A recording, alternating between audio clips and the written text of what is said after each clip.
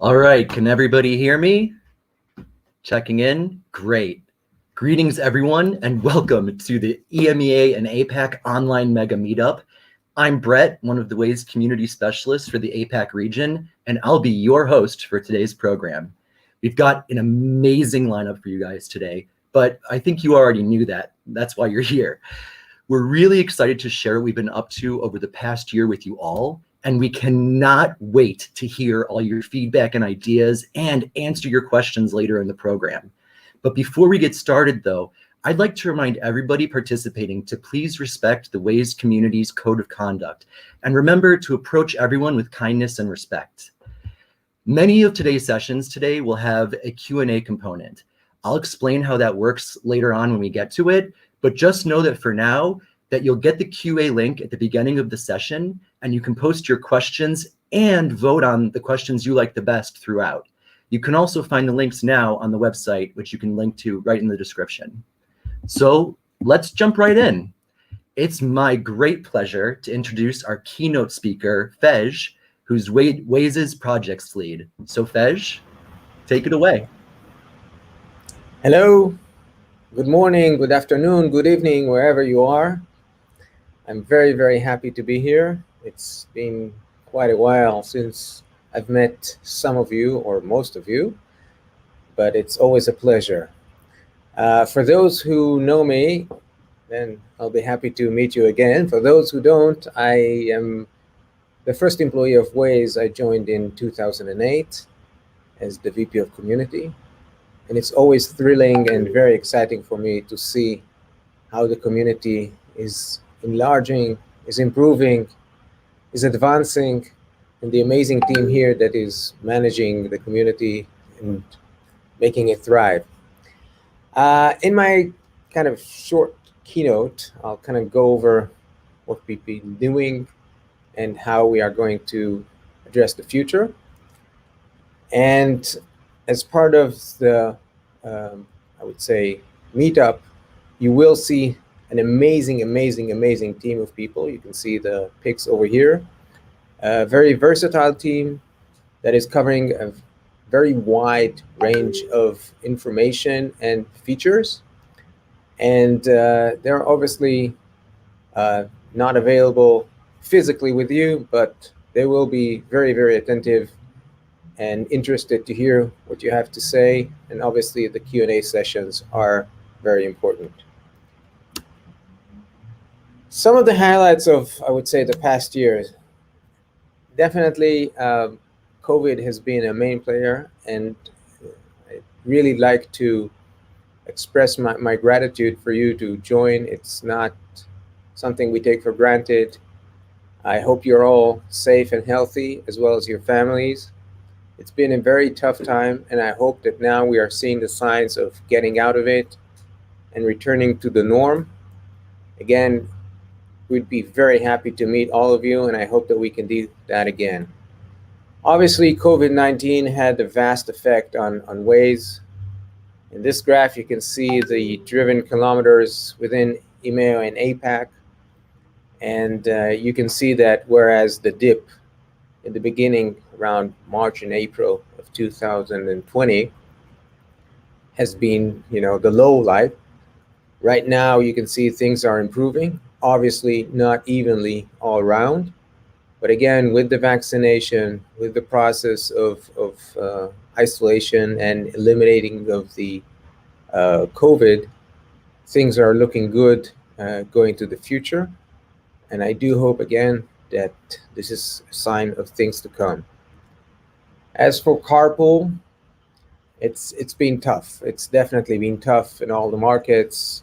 And though we're seeing some recovery starting here in Israel where things are improving, it's definitely something that will take time. And again, we do hope that Waze overall, as well as Waze carpool, will regain the same usage as before. I'd like this opportunity really to thank you all for participating and being during this tough time. Again, as I said, it's not something we take for granted. It's been very tough on everybody. and you've worked very closely with our crisis response team, addressing issues of COVID test stations and then vaccination. Obviously, there were all kind of limitations. There were all kind of activities that we were trying to coordinate across Waze as well as Google to give a comprehensive picture. But your assistance in dealing with these crises and with providing us information that was valuable for us and obviously for all the users was very, very important. Some of the activities included protecting the map, protecting the users. And again, thank you all very much for all that you've done. As part of the, I would say, adaptation to the COVID situation, we did a lot of online meetups and webinars. And we've had over 80 community events with thousands of participants, obviously all of them in the online. But the connection, the directness that we have with you and with all the community members is very, very important for us. Where we were very happy to see that there was increased online presence, and this was definitely something that was both heartwarming and very, very encouraging. Again, we want you all to continue and organize more meetups with your local communities, and we encourage you to do as much as possible. Obviously, again, in some countries you cannot meet face to face, so the VCs that you can hold are important and critical to maintaining a good relationship. Again, we're really, really hopeful we can meet again face to face, and once it's possible, I'm sure that everybody's going to be keen to travel and meet and update as well. On the, I would say, the highlights, again, despite the COVID-19, which had an effect on us as R&D and project management, and created all kind of obstacles that the people, at least on this end of the meetup, tried their best to overcome. And again, we understand the hardships and the issues that happen. So obviously, again, we tried to do as much as we can, obviously with your help, your assistance. And so I'll go over some of the highlights as well as the lowlights, and hopefully 2021 and 2022 look much better, again, globally and Waze-wise as well. So the first thing we had was Falcon, which was a great example of how the community got involved with the feature. We had the technology, but obviously the proper mapping and the adaptation of the segments to the map to enable Falcon to kind of utilize all the potential that it has was something that was directly done by the community. In APAC and EMEA, 180 community members participated in 18 different countries, doing map raids, fixing the segments, and enabling Falcon to succeed. Overall, worldwide, there were over 3 million segments edited, and 1.3 million segments created. Gil, who's going to talk later on, will give more details about this amazing project. As for the road shields, this is something that we all, or most of us, remember that came up in many meetups for years, and finally, it was released now to the Android beta, and pretty soon it's going to be an iOS beta in the coming weeks. Obviously, all the hyper-local data to build the information, to have the right road shields and the exit sign was something that was entirely sourced and managed by the community.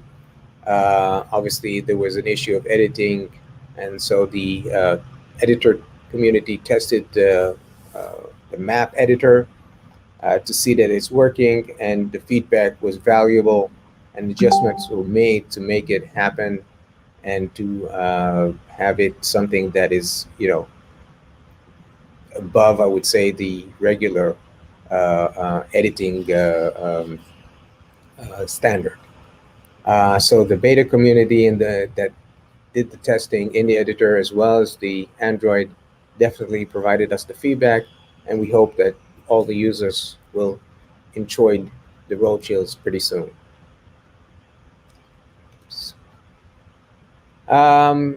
As for start state, that was something that R&D worked very, very hard to improve the drive suggestions and predictions, to enable users to understand the routes, the timing, and the various options that exist. It's another example of how the community was involved in a lot of testing for the pre-drive experience and the start state, and the trip overview, which is also going to be discussed later on. That's coming in the coming months. This was all, again, with your involvement, and definitely has improved the experience of the users when planning their drives. Another item that we mentioned is the dark and light mode. Again, being rolled out gradually after being tested by the beta community, and has been very successful and looks very, very promising.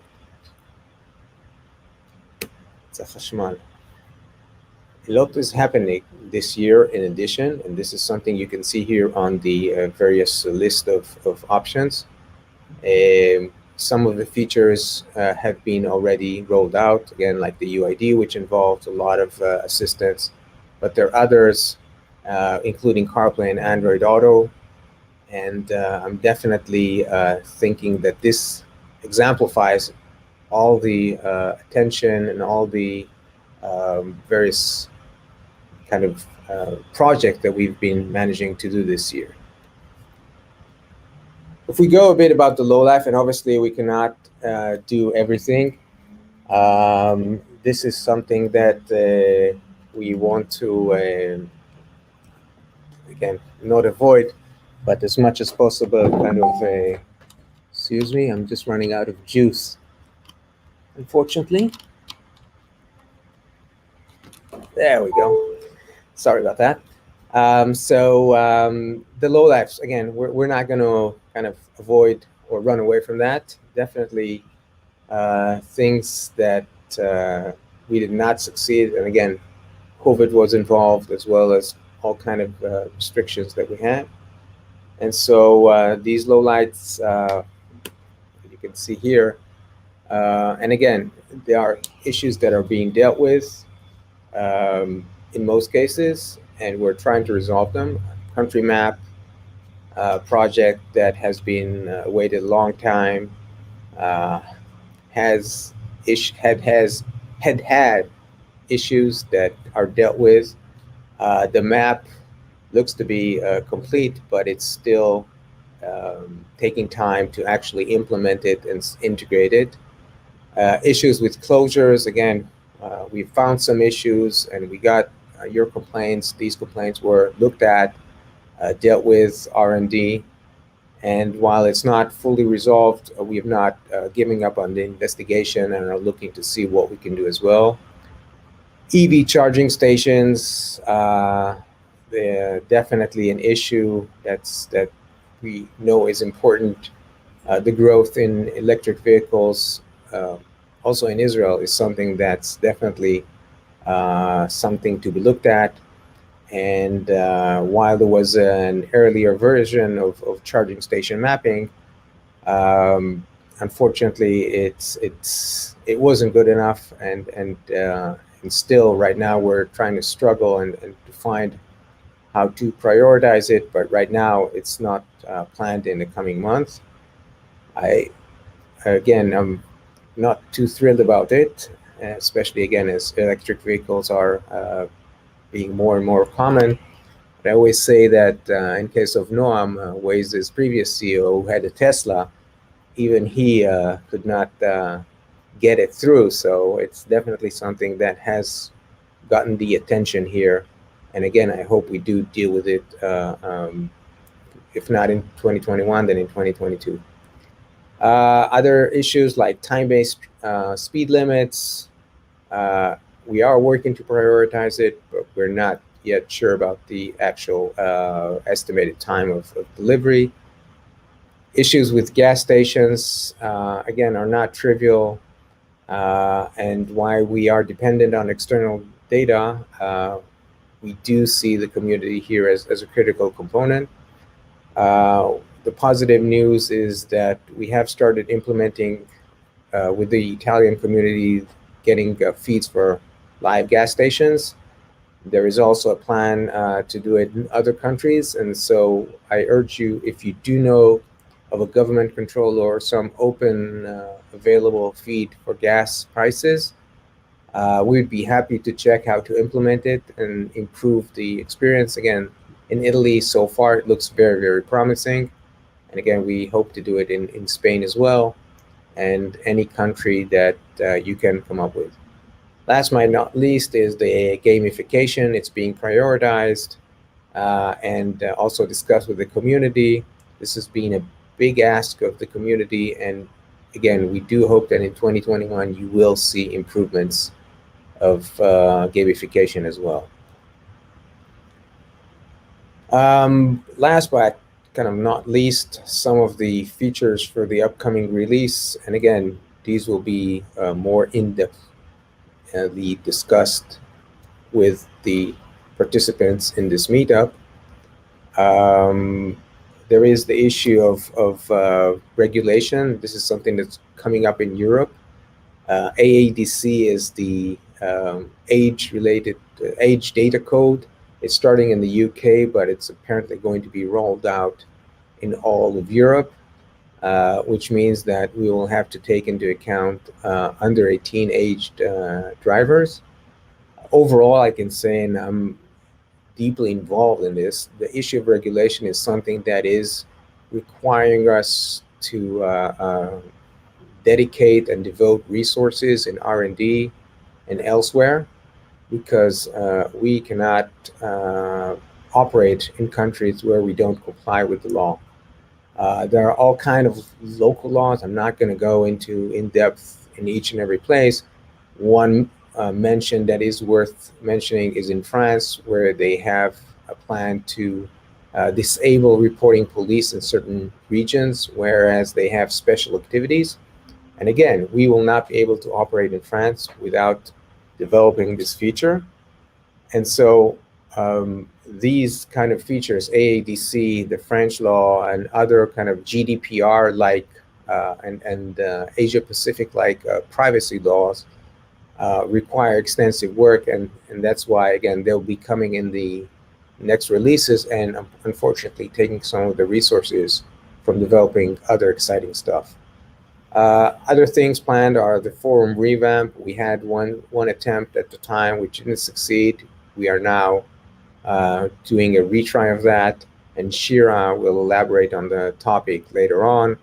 I do hope that finally, again, we have a forum that is, well deserved of this kind of 21st century, and that you will enjoy it and to be able to use it in a more fluent and flawless manner. Trip Overview is coming in the coming weeks. The beta community will start a brand new pre-drive development. It's going to be a sleek, kind of easy to use and informative info about the upcoming route. And we're very excited about this and have invested quite some effort with UI Expert as well to make it as friendly as possible. Last but not least is Get the Why. It's more of a kind of a vision of enabling the drivers and, of course, the community to understand and explain the reason behind specific routing decisions. It's an issue of need to increase the trust and the reassurance of the users in the actual decisions that Waze makes. Obviously, with that, we invested in making the route calculation faster, improving the logic, and presenting a more kind of visual explanation to the driver, also while we detect things during drive so that the driver can make the educated decision whether to accept or reject the route. But these kind of, I'd say, innovative and logical features is something that we're really looking to roll out to increase both the awareness of Waze as well as the trust and understanding. Just a short mention, and some of you may have heard, as Noam left in January, there has been now a new CEO recruited. Her name is Miha Parikh, and she's starting in the second half of June. I personally have not met her, but definitely I can speak for myself and the team. We're excited to see that someone is joining in. She has experience in the hotel and travel business, coming from Hotels.com and Expedia, Hotwire. And I know she's excited, and we are excited, and I hope that with her kind of vision and input, we are headed into a great, again, 21st century. And again, she will definitely be happy and excited to meet you all, hopefully face to face, to have a direct connection and as part of understanding the Waze DNA. So thank you very much. I do hope that you'll enjoy this day. Again, this is your weekend, so we're not taking anything for granted. And the team here has done a lot of preparation to make this an exciting day. I wish you all a good day. Thank you very much. Thank you so much, Vej. Even I'm still surprised at, frankly, how much Waze has been up to over the past year, even with the entire world shut down. And I really love how our communities have adapted to life online. But, for sure, I can't wait to get back out there and visit you guys in the field. So if you guys have any questions for Vej, save them for the office hours later today, where he'll be leading a session with Hila. But now, let's take a look at what the communities team has been up to since we've last met. I'm pleased to welcome my teammates, Chezi, Shira, and Nicole, who are going to join me for the editors and localization communities update. Chezi, passing the mic to you. So thank you very much, Brett, and hello, everybody. Welcome to our online mega meetup. This year, we have a very unique meetup as we gathered editors from Europe, the Middle East, the Asia, the Pacific, and for the very first time, from Africa. In case you don't know me, my name is Chezi. I'm a community manager on the team. It's really great to see that we have so many editors here from all over the world. We guess that the current version of online meetups makes the world even smaller than we knew it. As I said before, all of us are very happy to be here. New faces on both the editor side and the community management side. Although we've met most of you before online or even face-to-face, in case some of you here are not familiar with us, Brett, Nicole, Shira, and myself are the community managers for the communities across Europe, Africa, Asia, and the Pacific. So what's on the agenda today? A lot. We have a lot to cover. Take a look. We hope you'll enjoy it, find it interesting, and maybe even learn something new. Last year on our mega meetup, we had different expectations for 2021. We hoped the pandemic would be over and we could go back to meeting face-to-face and get our normal lives back. But unfortunately, it didn't. We are well aware that some of your countries are still in crisis mode, and we will continue supporting you like we've done so far, with adding new locations on the map, pop-up messages, closures, and more. If needed, please do not hesitate to reach out to your staff community manager and get more details to push it forward. Let's all hope that this will be the last time we're mentioning the pandemic and that we will be able to get our normal life back. As you know, and as we said before, the situation has required a lot of flexibility. Our way to overcome the lack of face-to-face meetups and Waze cafes was to launch a new online program, which have included all sorts of community events. We've been hosting monthly office hours, each time with different topic, local and mega meetups like the one right now, and Waze cafes, which we're happy to host for your community. We started doing masterclass for new editors and had a great community members help with leading it. We know it's not the same as actually meeting each other face to face, but the silver lining is that it's an option for us to meet way more often. Don't forget that you can always watch previous episodes of our office hours on our YouTube channel. So in fact, like and subscribe right now below, and make sure to follow the official announcements forum for updates.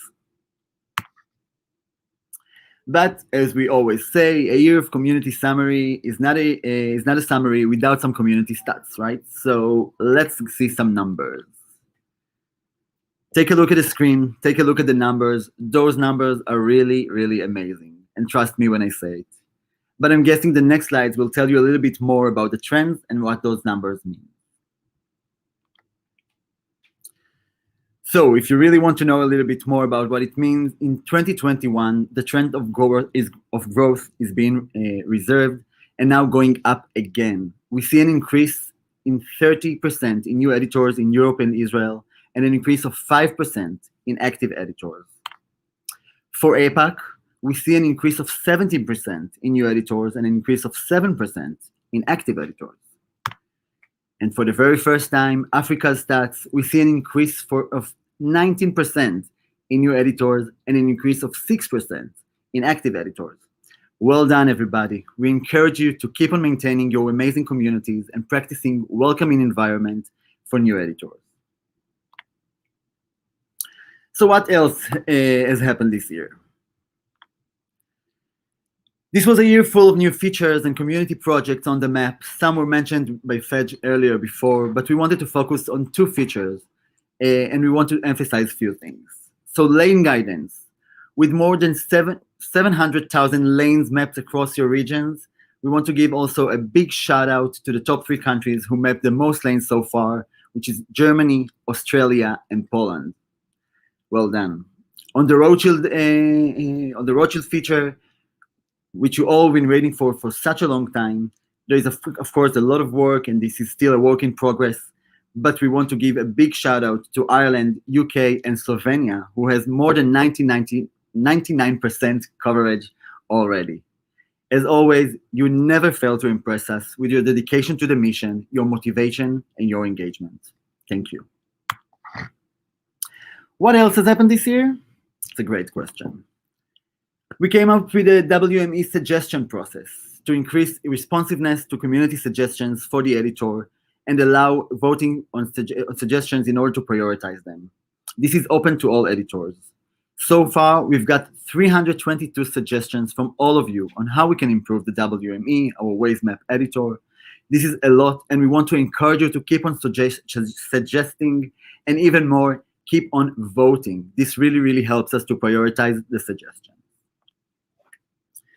We also launched the community booster. We've mentioned that last year as well, but we keep on seeing new boosters being involved. We already have 11 new boosters and a total of 45 boosters. 5 of the new boosters have been showcasing collaboration between Europe, Asia, and Africa. If you feel you're up for the task of becoming a booster, reach out to your community leads and check if you fit the criteria. We also had Kindness Months. So for Kindness Months, we held a whole scope of different activities, such as cultural trivia, kindness board, and a special office hour session. It was really moving to see all of the notes you left for each other. In our opinion, this is the community at its best. Any other changes I should be aware of? Yes, we're glad you asked. The next update I want to share is involved our plans in recruiting new editors in 2021. We know that since it's an expert community, it's sometimes hard to find your way in. We are working on making it easier, on improving the resources available for new community members, such as mentoring kits and more messages on the WME, and many more to come. We need your help on this one to ensure there's always a welcoming environment so everyone can feel invited into the community. And now, with no further ado, I'm passing the mic to Shira. Thank you. Hello. Hi, everyone. I'm Shira, and I will talk to you today about the new editors forum and Wazopedia. Before I start presenting about the revamped forum, I would like to take a minute and look back at where we came from. The current community forum has existed for over 10 years, and this is the first time that Waze is doing a major revamp to the forum. The community has been asking us to upgrade the forum for so many years, and finally, we are so happy to deliver that you all been asking for. We are now at the final stages of testing the new forum. We had 250 community members that volunteered to test the new forum. During the last few months, we have released 2 beta versions. We gathered over 200 bugs, UI, UX requests, and suggestions. Among the community, we have many experienced PHPBB users that have shared with us valuable information to help us deliver the best solution to meet the community's need. So big thanks to everyone who has contributed. In this slide, you can see that the look and style of the forum is a lot more modern and relevant with a new Waze design. We also introduced the new app launcher that allows you to easily access, navigate, and switch between Waze apps. The app launcher will expose the forum, the Wazeopedia, and the map editor to a broader amount of users. One more clear request from the community was better mobile support, and indeed the forum looks great on mobile. We designed new icons for the forum, for each forum, and now each forum has a specifically Waze icon on the display, and we worked on a new and revamped forum badges, which every community members can see on the forum and wear with pride. The email notification from the forum have also been updated with a nice clean look, and they are translated to a broad range of languages. And now I would like to tell you about the development that the team has put over in the past few months. Keep in mind, as I mentioned before, the forum hasn't been updated for over a decade. So to fast forward a decade, the first thing we did was to upgrade the forum, the current version of the forum to the latest PHPBB version with full content migration. As a result of the upgrade, the user experience for writing content should be easier. We also have now a full set of extension available and that can offer an improved functionality. And finally, we improve the forum infrastructure.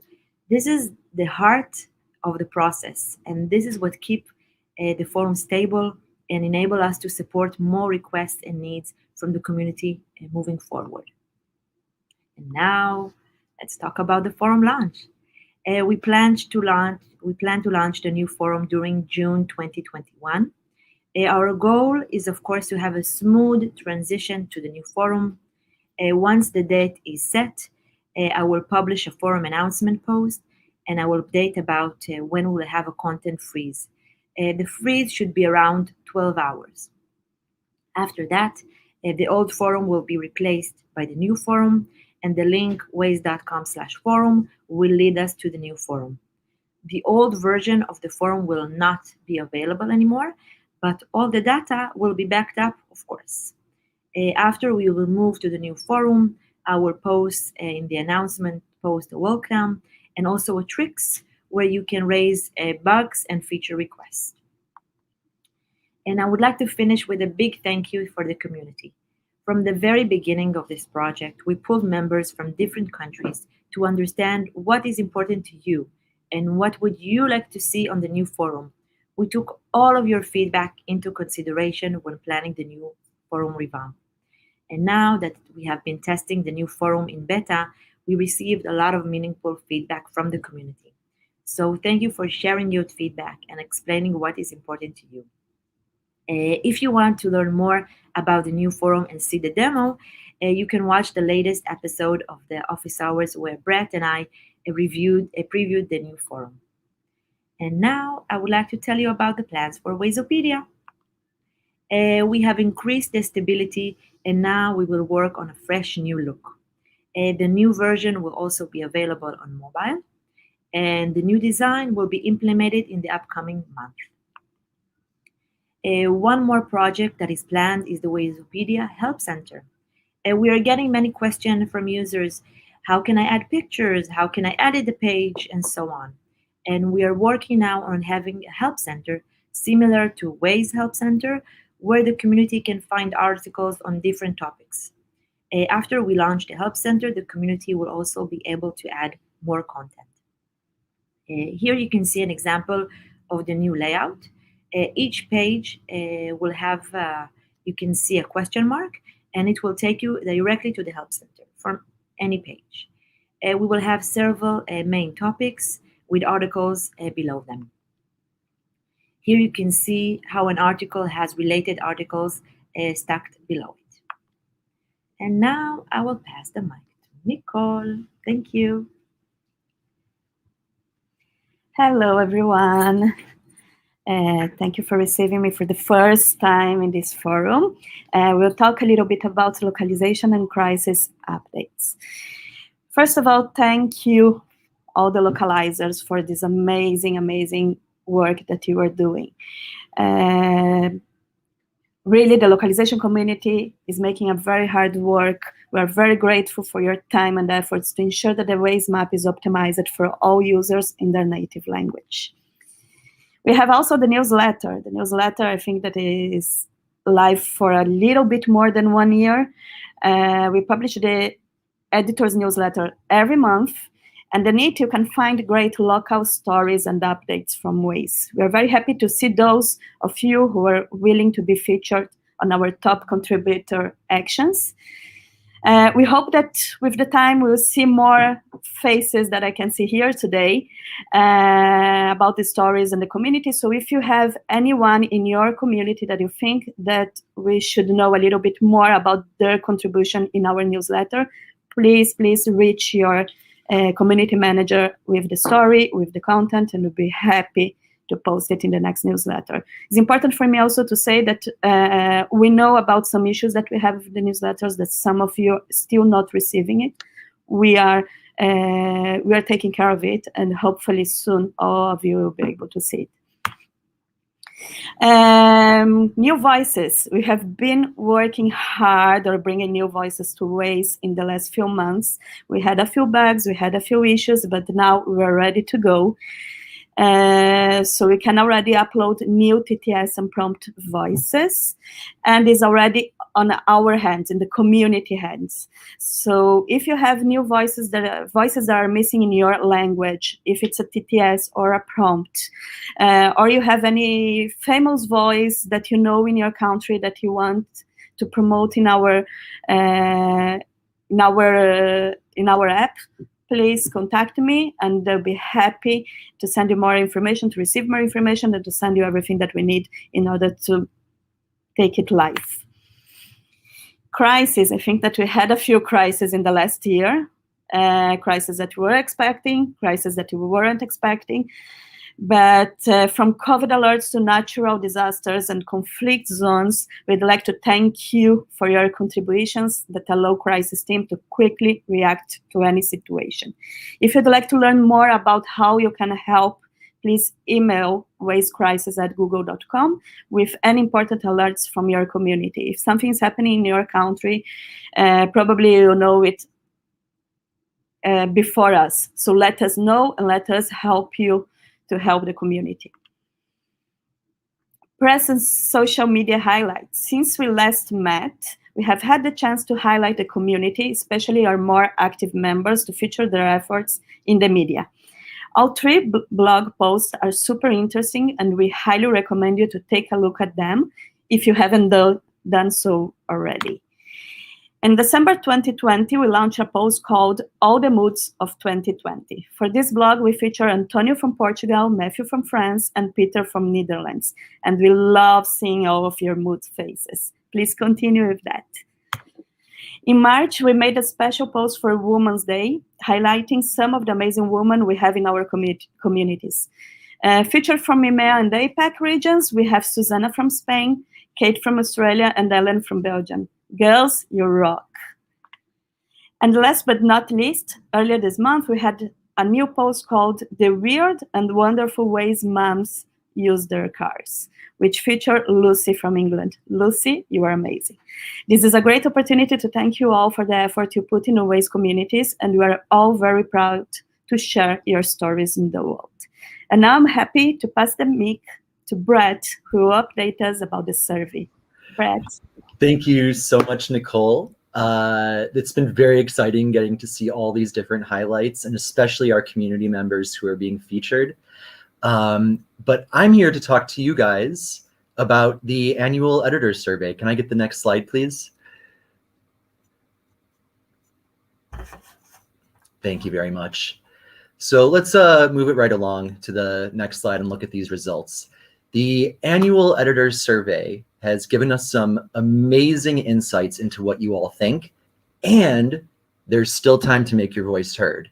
I'm not closing the survey until tomorrow, May 31st, so you still have one last chance in the next 24 hours to let us know how your Waze editor experience could improve. And now I'm really happy to share with you guys the preliminary results. We had around 1,000 responses to the survey, which this year was localized into 6 languages. We actually added Russian this year based on feedback from many of you last year who were hopefully here at this meetup today who requested it. Overall satisfaction with the Waze community was super positive, with over half of respondents expressing positive feedback and over 75% satisfied with the community as it currently is. We were also very pleased with the results for how often you edit the map. Around 2/3 of you are daily or weekly users, and over 80% edit at least once a month. And this shows us that we have a very healthy and active community. But what really shocked us though, and I think, Fedge really touched on this earlier, were the COVID related questions. It was really amazing and heartwarming to see that over 1/3 of you actually increased your editing activity during the crisis. And we were very pleased that over 75% of you have at least remained as active as you were before COVID. So, with so much of the world and with all the different things we've had to face with the world shutting down, it really warms our hearts that you've continued to stay on with your passion with Waze and for building the map and for being part of this very special community. So thank you guys. You all rock. And with that, I'd like to give a very big thank you to my teammates Chezi, Shira, and Nicole, and a very big thank you to all of you for watching so patiently and waiting almost an hour before we start taking your questions. Now, my psychic senses are telling me that many of you are chomping at your keyboards right now, just waiting to share your thoughts. And well, we're almost at the home stretch. For our next session, it's my great pleasure to introduce Talia from our product team, who's going to tell us about what's new in the WME. But before I pass over the mic to Talia, let's review how Q&A will work. At the beginning of the presentation, a link is going to appear at the top of the screen for the Q&A portal. At that link, you'll be able to submit your questions and vote on what other participants have submitted. Now, I know many of you have already been submitting to that because we've been seeing them coming in. So Talia, we have a lot of questions for us already being queued up.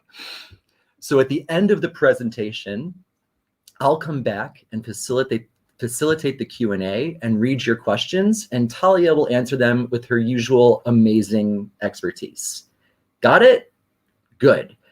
Now it's my pleasure to pass the mic over to Talia. Talia, please take it away. Thank you so much, Brett. You're building up too much expectations. I'm afraid, but we'll try to keep up. So the title is WME, Map Quality and Support by your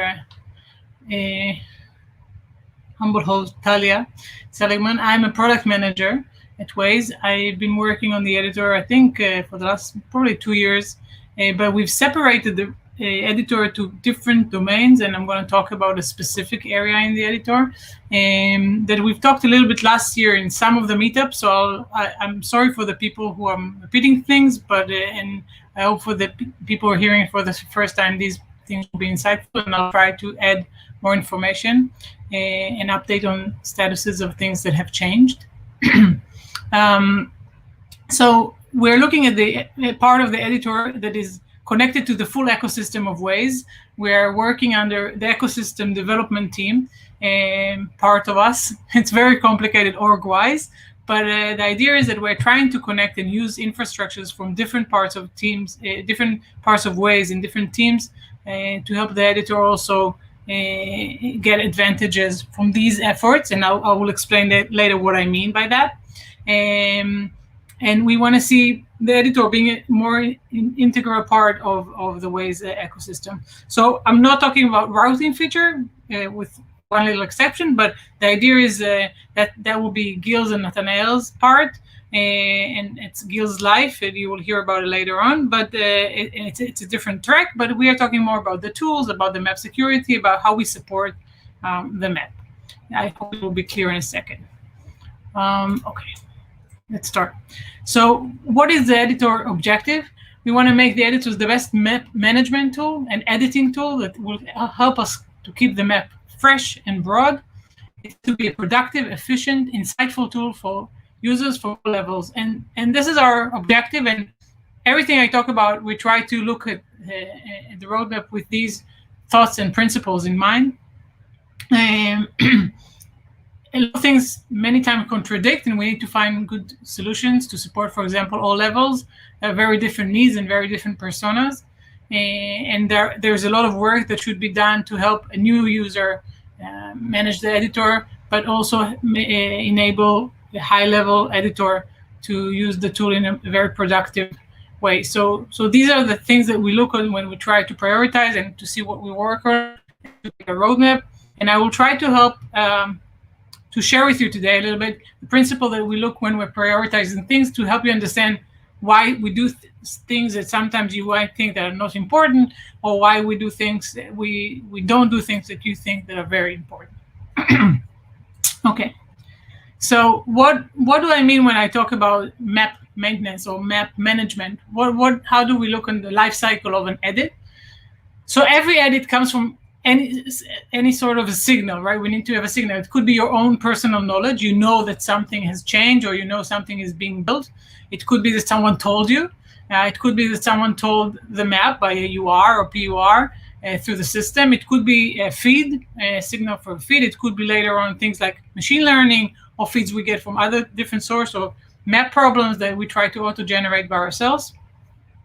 And then you need the tools to process these signals, right? You need to understand what's right, what's wrong, to keep the map quality, to keep the map secure, to support the users. So these are the efforts you're trying to maintain while editing the map, keeping it fresh, to process these edits through a tile building process and to get it out to the world, and then to get the feedback, right? Either it could be in a parallel way, but you want to get the feedback as quickly as you can, and as soon as you can, and then that's another signal basically. So the tools we want to have, we need tools for investigation these signals, for any insights, for robust editing, right, to be efficient and not to work too manually, and then we want to get a good at the other side of the product. So each one of these are a domain that we think about and we need to improve. There is so much to do. It's amazing sometimes to think about the long roadmap we have and we're trying to tackle, because this is a roadmap. We need to also always understand that this roadmap is parallel to adding routing features. This is the tool. It's the meta tool of the map.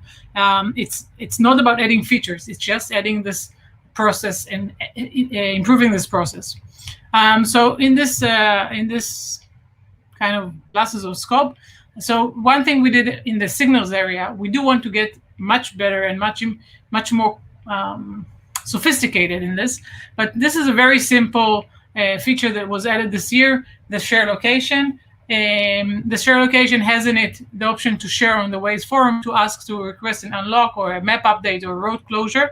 And that's inspired by scripts that you're working on, but scripts are very far away from a new user in the editor. So having these features enabled natively in the WME really reveals them and improves the discoverability of these features. And sharing a feature on the Waze forums, we will share some data probably later on, but it had an attraction. And also the nice thing we did, we added also different entry points. So if a user sees the locked segment or a locked place, there is a link already to share on the Waze forum. And you need to understand most of the people here are higher levels in editors, but lower level editors come to the map and most of the map is locked. That's a very strong barrier for new users.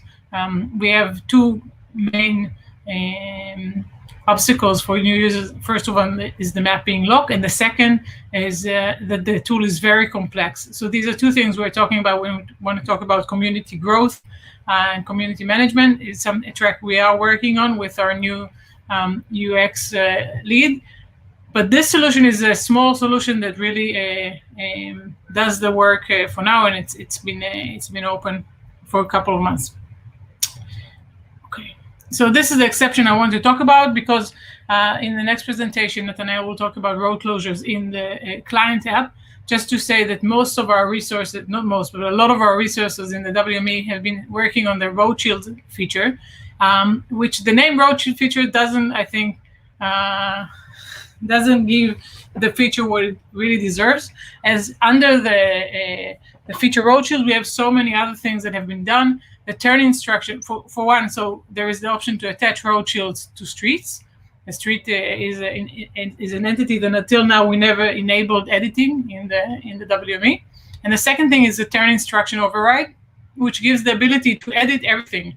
So you edit the first line of the instruction, the second line, you can decide if you want to show road shield, you can decide if you want to see free text, and you can decide what you want to be in the turn in the TTS.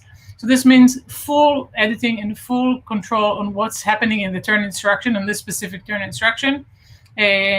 So I think we many times oversee this part, that it's actually so many features, many of them have been requested by you before and been enabled under the title of road shields. And road shield is open in IL, in NA, and it will open in the rest of the world during, I think, the next couple of days. I hope I'm not saying something wrong. So that's road shields.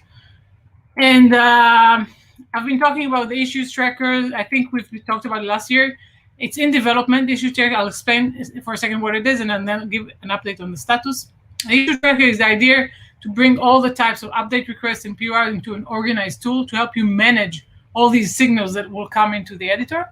It's a huge project in the sense that it's an infrastructure project that supports many other features that we want to develop in the future. And what we want to start with a very robust filtering. And I think most of you have seen some of these either in office hours or in different meetup. So these are basically, we are replacing the feed with search results of places update requests and update requests. But the strong tool is here that there's a connection between the list and the map, and you can filter it by things that are specifically in your area management area, or that were assigned reported by you, or that are connected to recent drive. You can filter by time, you can filter by area, by type, of course. A very robust filter and get these search results both in the list form and in the map. And these, of course, could be saved as a search, so you can be in a work-focused mind. Today, you want to work on specific things that lack comments or haven't been answered in the last couple of days, or on places, or whatever it will be. And that's the first phase.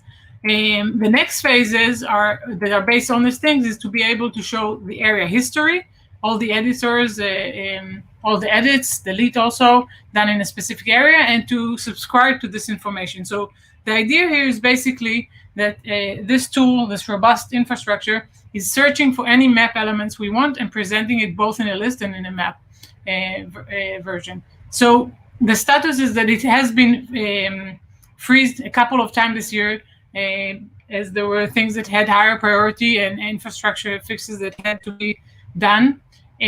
But these days we're getting back to development, so I hope we will be able to see in the next half of the year progress there.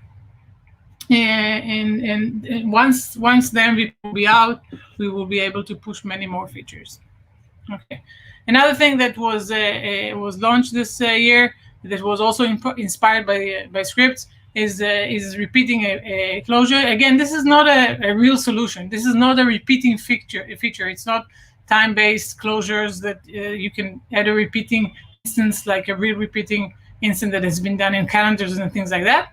But it is a solution that helps a use case that is very common and makes it a little bit more efficient. And we are happy to promote these when possible.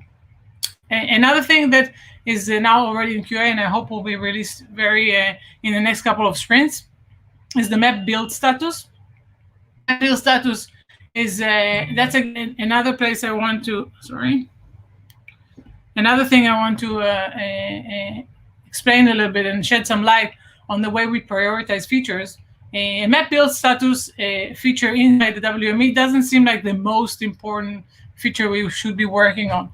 But this is a case where things come to a conclusion in a way that things come to the same effort in the same time.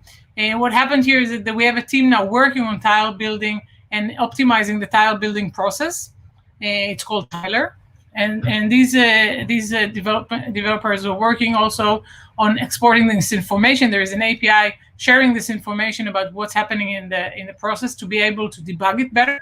And that is an opportunity for us to show this information in the editor. Okay, so we wanted to do this feature. We had this planned, but we didn't have the resources available to do it. But once we have some focus on tile building, we also had this opportunity to improve this feature that will also show you when the next build is coming, and will give information about the build, the progress of the build, if it's going as planned, if there is any issues, if it's being under investigation, then some maybe projection about the time this will be solved. And also you can see the previous build when it was created, that you can understand if the edit you had should be there, should be live or not. And also we will be enable here the RSS subscription as part of this feature. That's it for tile building. The next thing I want to talk about is the Waze messaging platform. And here I go into an area that, as you understand, is not part of the editor, the Waze messaging platform. It's called also internally WMP. WMP is in Waze, it's not in planning. It's already mostly done, but it's a platform that enables chat. And the first use case that has been done and developed was for the carpool chat, and it's using backend by a Google platform for chatting, and a frontend was built natively in the Waze client with Waze users and not Google users. And this is already done. And now we want to create more use cases on the same platform. Some of them will be for support, that a user can chat from a user that contacts the support will be able to chat with an agent. But the other flow we want to support is both the chat inside WME.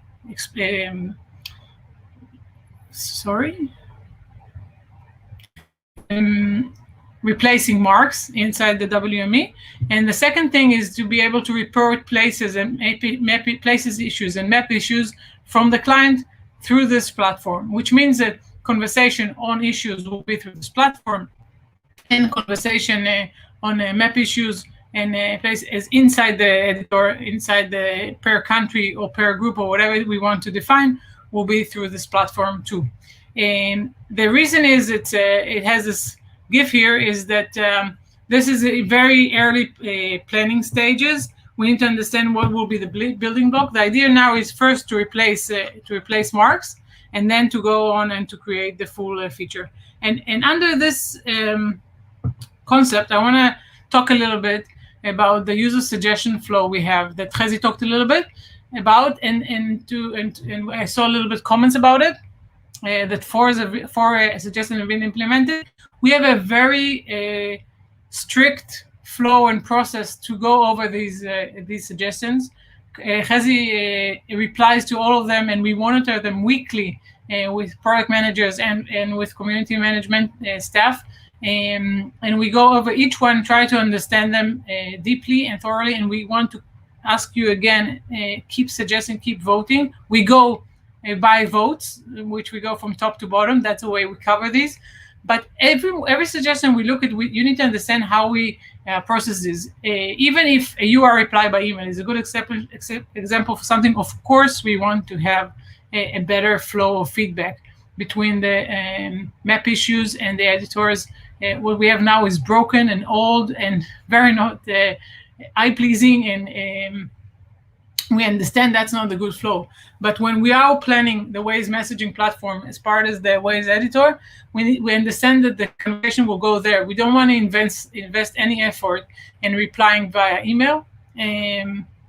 So this is something we when we look at this and we said currently not planned, is not because we don't think it's important, it's because we want to do a different solution for the whole feedback form. Many things we see in these flows are either going under different roadmap we have. Many things, for example, the issues tracker, and other things we need to prioritize, and we try to get small things done if they're not part of the roadmap, just push them between sprints and get these done as much as we can. But many of them are planned as part of bigger features, and we do want to communities these as much as we can. We go over every single suggestion. Okay, if something is not clear and you want to go over it to understand our prioritization, please don't hesitate and ask for more details. With that in mind, in the stage of imagining, I want you to imagine a chat with a user, which eventually one day will be there, that the user will go in the client map and will click report a place or report the map issue, and we'll just start a chat, either in a room or with some of the editors. We'll get a push notification, and we'll just chat with this user in WME or through the client, and everything will work flawless. With this optimistic thought in mind, and with SpongeBob, I'll go to Q&A. Right. Thank you so much, Talia. Let's get our first question up on the board. I know you guys have been writing questions, not just during this presentation for this topic in particular, the entire time since Fej started this morning. So I know we have quite a bit to get through already. Here's our first question from Beastly Has Ways. Would it be possible for area managers to receive a notification when a new editor has made their first edit in the area? Okay, so sorry. So yes, this is part of the big roadmap of the issues tracker. What I meant when we will be able to see history, so it will be able to see any edits done in a specific area, and in this specific area, you'll be able to filter out. I want to see only first edits, or I want to see only deleted edits, or I want to see veteran edits. Whatever you want to filter by, you will be able in a specific area, but it's very far in the future. For now, the only way that I think you can use the high volume alert emails, and think every editor can ask to subscribe for these through your community managers, and we do show their new users edits a little bit. It's not the best solution, but it's there. Thank you. Let's take up the next one from Anonymous. Outdated SAT images are the main issue holding us back when improving the map, no matter if it's Germany or Australia. Does actually something happen if we fill in the form to get updated images? So this question should go to Gil. Gil is collecting all the information on satellite. So if you can transfer it to the next session, or just remember to ask him, that would be great. Sure. So whoever asked this question, please submit it also to the next session's question and answer page as well. Next up, another anonymous question. Throttling has been a pain lately. Maybe change the system respectively to the editor level. Waze level ranking is mostly based on edit points. Why should we edit if we don't get points for our legitimate edits? So I'll be happy if this anonymous editor will also come and talk in the in the office hours later in the afternoon. We did change some things in the throttling, but less in the points, more for scraping the map. So I'm not sure if we've changed anything if specific. The throttling also takes into account many things into account. I'm not sure exactly about the formula with the editor level, but I will be happy to look in this specific case. Great. Next question from Lost in My Maps. What has been happening with closures as a whole lately? There's been a lot of problems with them disappearing, being routed through them, and reappearing later after they've been deleted. So this again should go to guilds. It's data, map data. I'm aware that there are issues, but most of them I think are being tracked. All right, so Lost in My Maps, you heard her. Let's put that one into the next session as well. Now our next question is also it's the same question. Yeah, it's the same question. Satellite again. So let's move on. But can you bring it back, Brett? Sure. One thing that I do think we could try and understand if we can add this information in WME. That's a good idea. I would ask you to suggest it to the through the suggestion flow I've talked about and Chezi talked about. I haven't seen this request before. Seems simple to add this information. So this is something we might be able to do. Sure. So next up from Andy, we have RTC directly on junctions and turn arrows would improve editing a lot. Is there a plan for it? So this is also a question for Gil and Nathanael. I can say that we started before planning this feature. We understand technically how to do it, but it's not yet planned. Okay, so Andy, please, let's submit this question next session as well. Same here. And same here on lane heuristics. Yeah. Node closures. Can we read this one, Talia? Are we good for here? Yeah, it's the same. Yeah, you click. Go ahead, read it.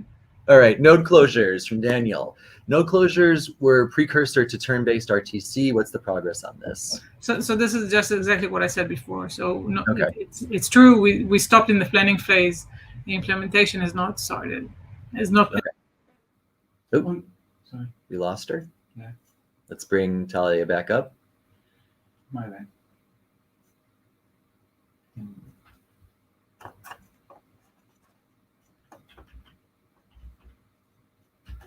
Well, that's okay. I think that we should probably move on. So, oh, no, here she is. The platform just that. Platform, yeah. Is there another question? Let's move on to our next question. Can you take us to another question? Yeah. All right. So this is our last question, I think. No. No? We have more? Okay, we have 3 more questions. So why is the default setting for new editors in the WME invisible? And in general, why is there an option to go invisible?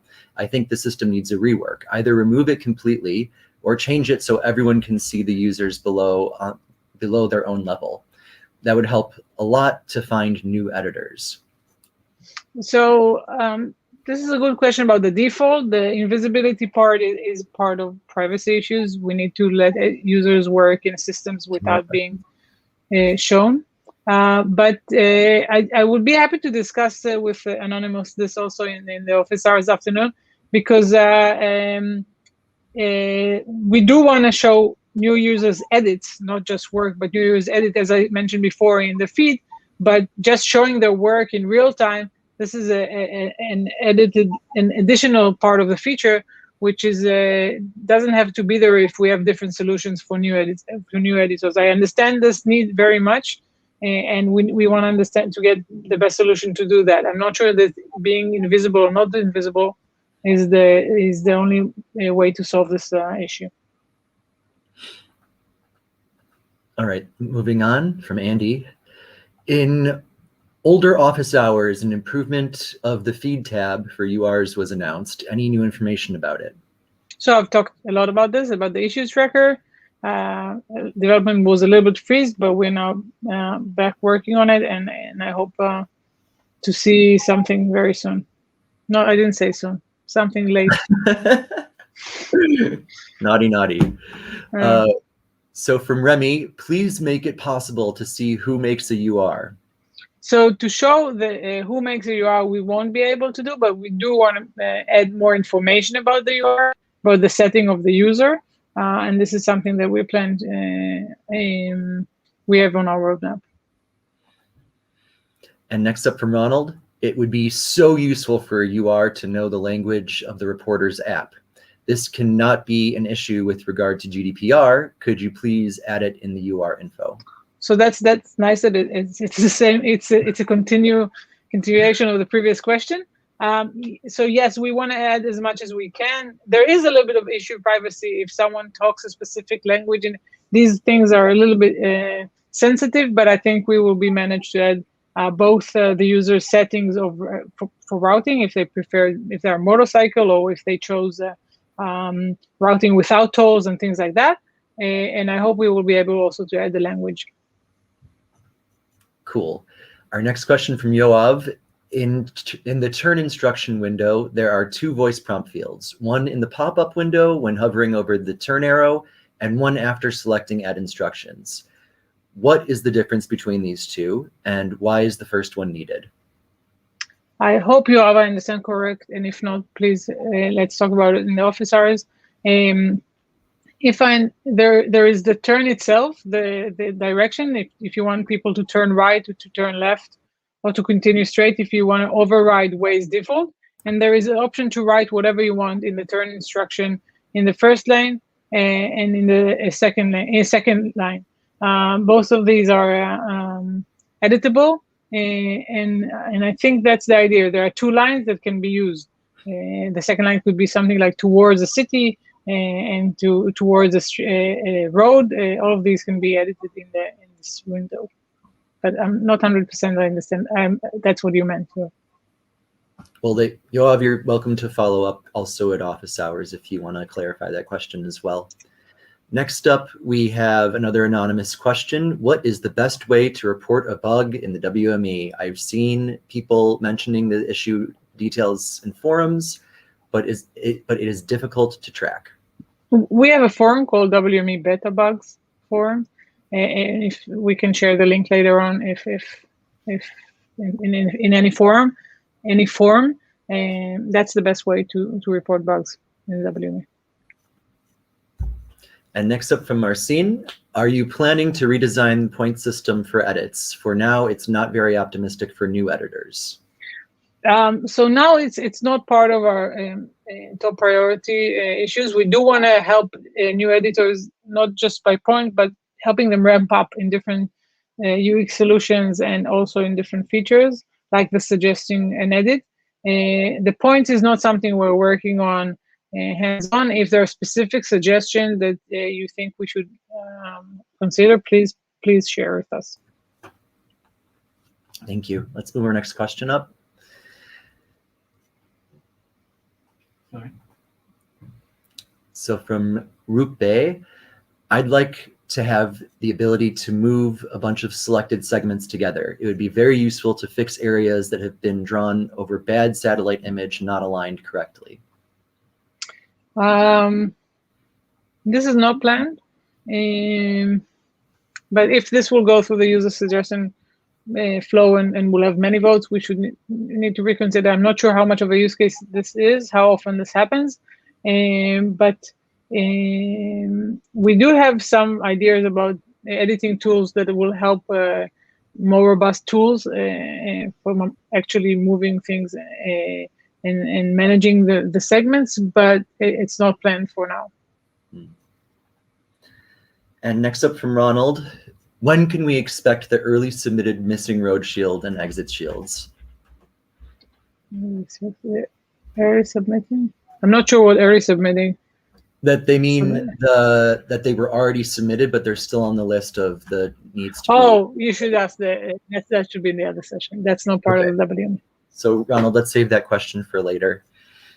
And moving on from Remy, we have, why is it not allowed to make places for the COVID test and vaccination streets? I'm sorry about that. Yeah, you can answer that, yeah. I know the answer to that because I've been dealing with it. So Waze works with our partner communities in all of your different countries for these sorts of emergencies. And it was requested across the board to not make public the locations of the vaccine centers because we don't want to overwhelm them Most of the vaccine centers operate by an appointment basis only, so it wouldn't make sense to put it onto the map and then direct people there if they didn't have an appointment. And this is going to be our last question. So from Anonymous, can you make some sort of incentive, such as points with handling or closing updating update requests? Whew, that was a tongue twister. There seems to be the same people completing them, and they could be great for newer, and it could be great for newer editors to know their area well to gain experience. There are, as far as I know, there are points for updating update requests. It's not going without this points incentive, and if new users can get these fixed, they're most welcome too. Also, I think that the feed and the issues tracker will be helpful for new users to look for URs around their area where they're supposed to have some knowledge about the local map and to be able to fix these. And I think too, this might be a better question to ask for Yureen later in our gamification segment. He might have a more deep idea of that. Okay, so this was our last question. I'd like to thank you so much, Talia, for joining us. Thank you, Brett. Thank you, everybody, for joining. I know this session probably could have gone on for the rest of the day because, you know, WME is what brings us all together at the end of the day. We're all here because we're obsessed with it. And I'd just like to thank you again and thank everybody who submitted their questions. We'll make sure to follow up with you after the event. And please feel free to email your staff community manager or your local leadership to follow up. And if you have more questions, Talia will be joining us later in the office hours. Thank you so much, Talia. Thank you, Brett. Now, I would like to introduce our next panel, Nathanael and Gil from the product team. And I'll be back at the end for Q&A, but now I'm passing the mic over to Nathanael. Thank you. Hi, everyone. I'm Nathanael. I'm product lead for the MeDrive experience, and I'm super excited to be here today to give you a product overview together with our superstar, Gil Desatnik, who is going to go after me and go over the map, what we're doing on the map side. Okay, so what is on the agenda today? So first, we're going to speak about 2020 up until the beginning of 2021, but really about the good, the bad, and the coming soon. We want to reflect about what we delivered, what we said we would deliver, and explain a little bit about the rationale there. Then we're going to go about the Waze experience in 2021, both on the pre-drive and the mid-drive, and a small recap, and then we'll move on to Gil. So what we said we would do, and we actually did. I think it's important to reflect on all these great things. Start state and delay notifications, we did in 2020. Plan drives from live map. Re-release lanes, which is very excited. I know there's more to do, so that's coming up. Autocomplete and machine learning ranking. Falcon, which Gil will go over. The Google Assistant was launched in English, French, Spanish, and Portuguese. Very excited at the beginning of the year. Unique identifier, the brand alignment and design system, and dark mode.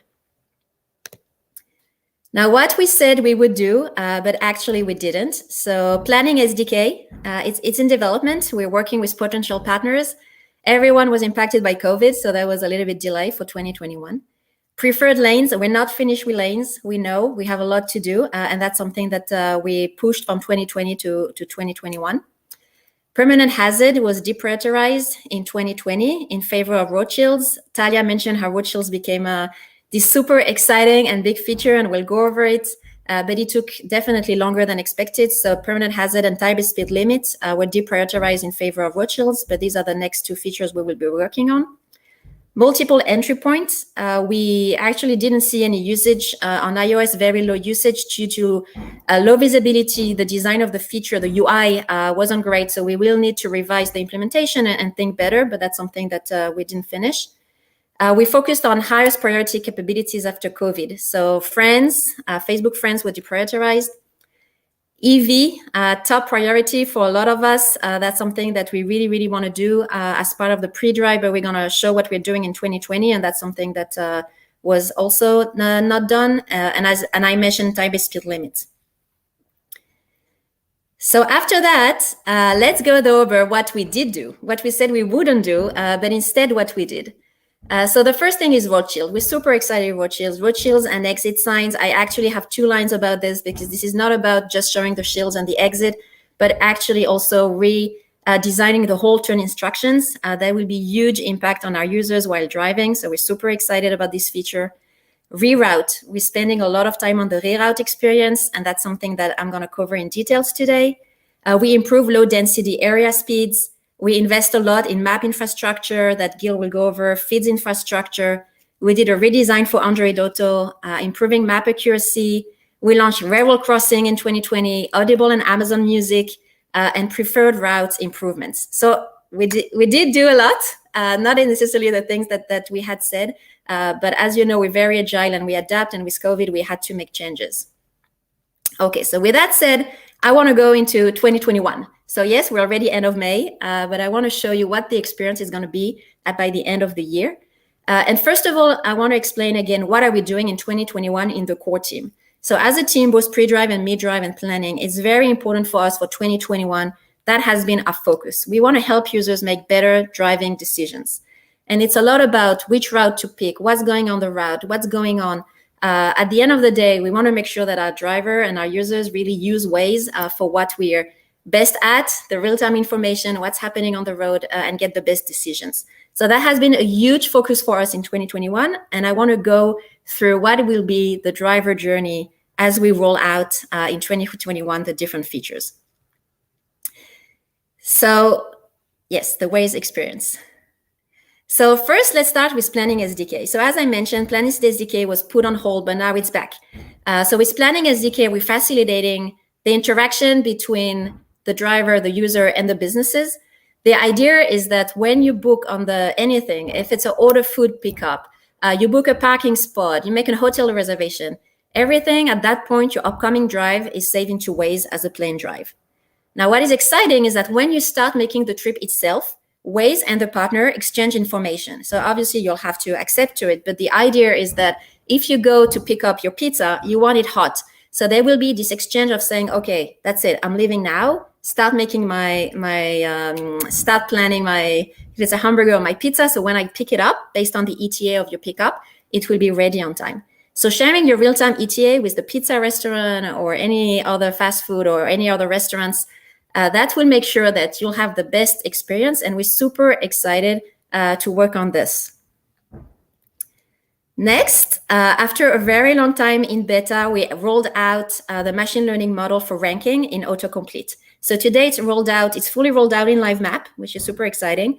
On client, it's right now at 10% of users worldwide. That's something that is going on slowly.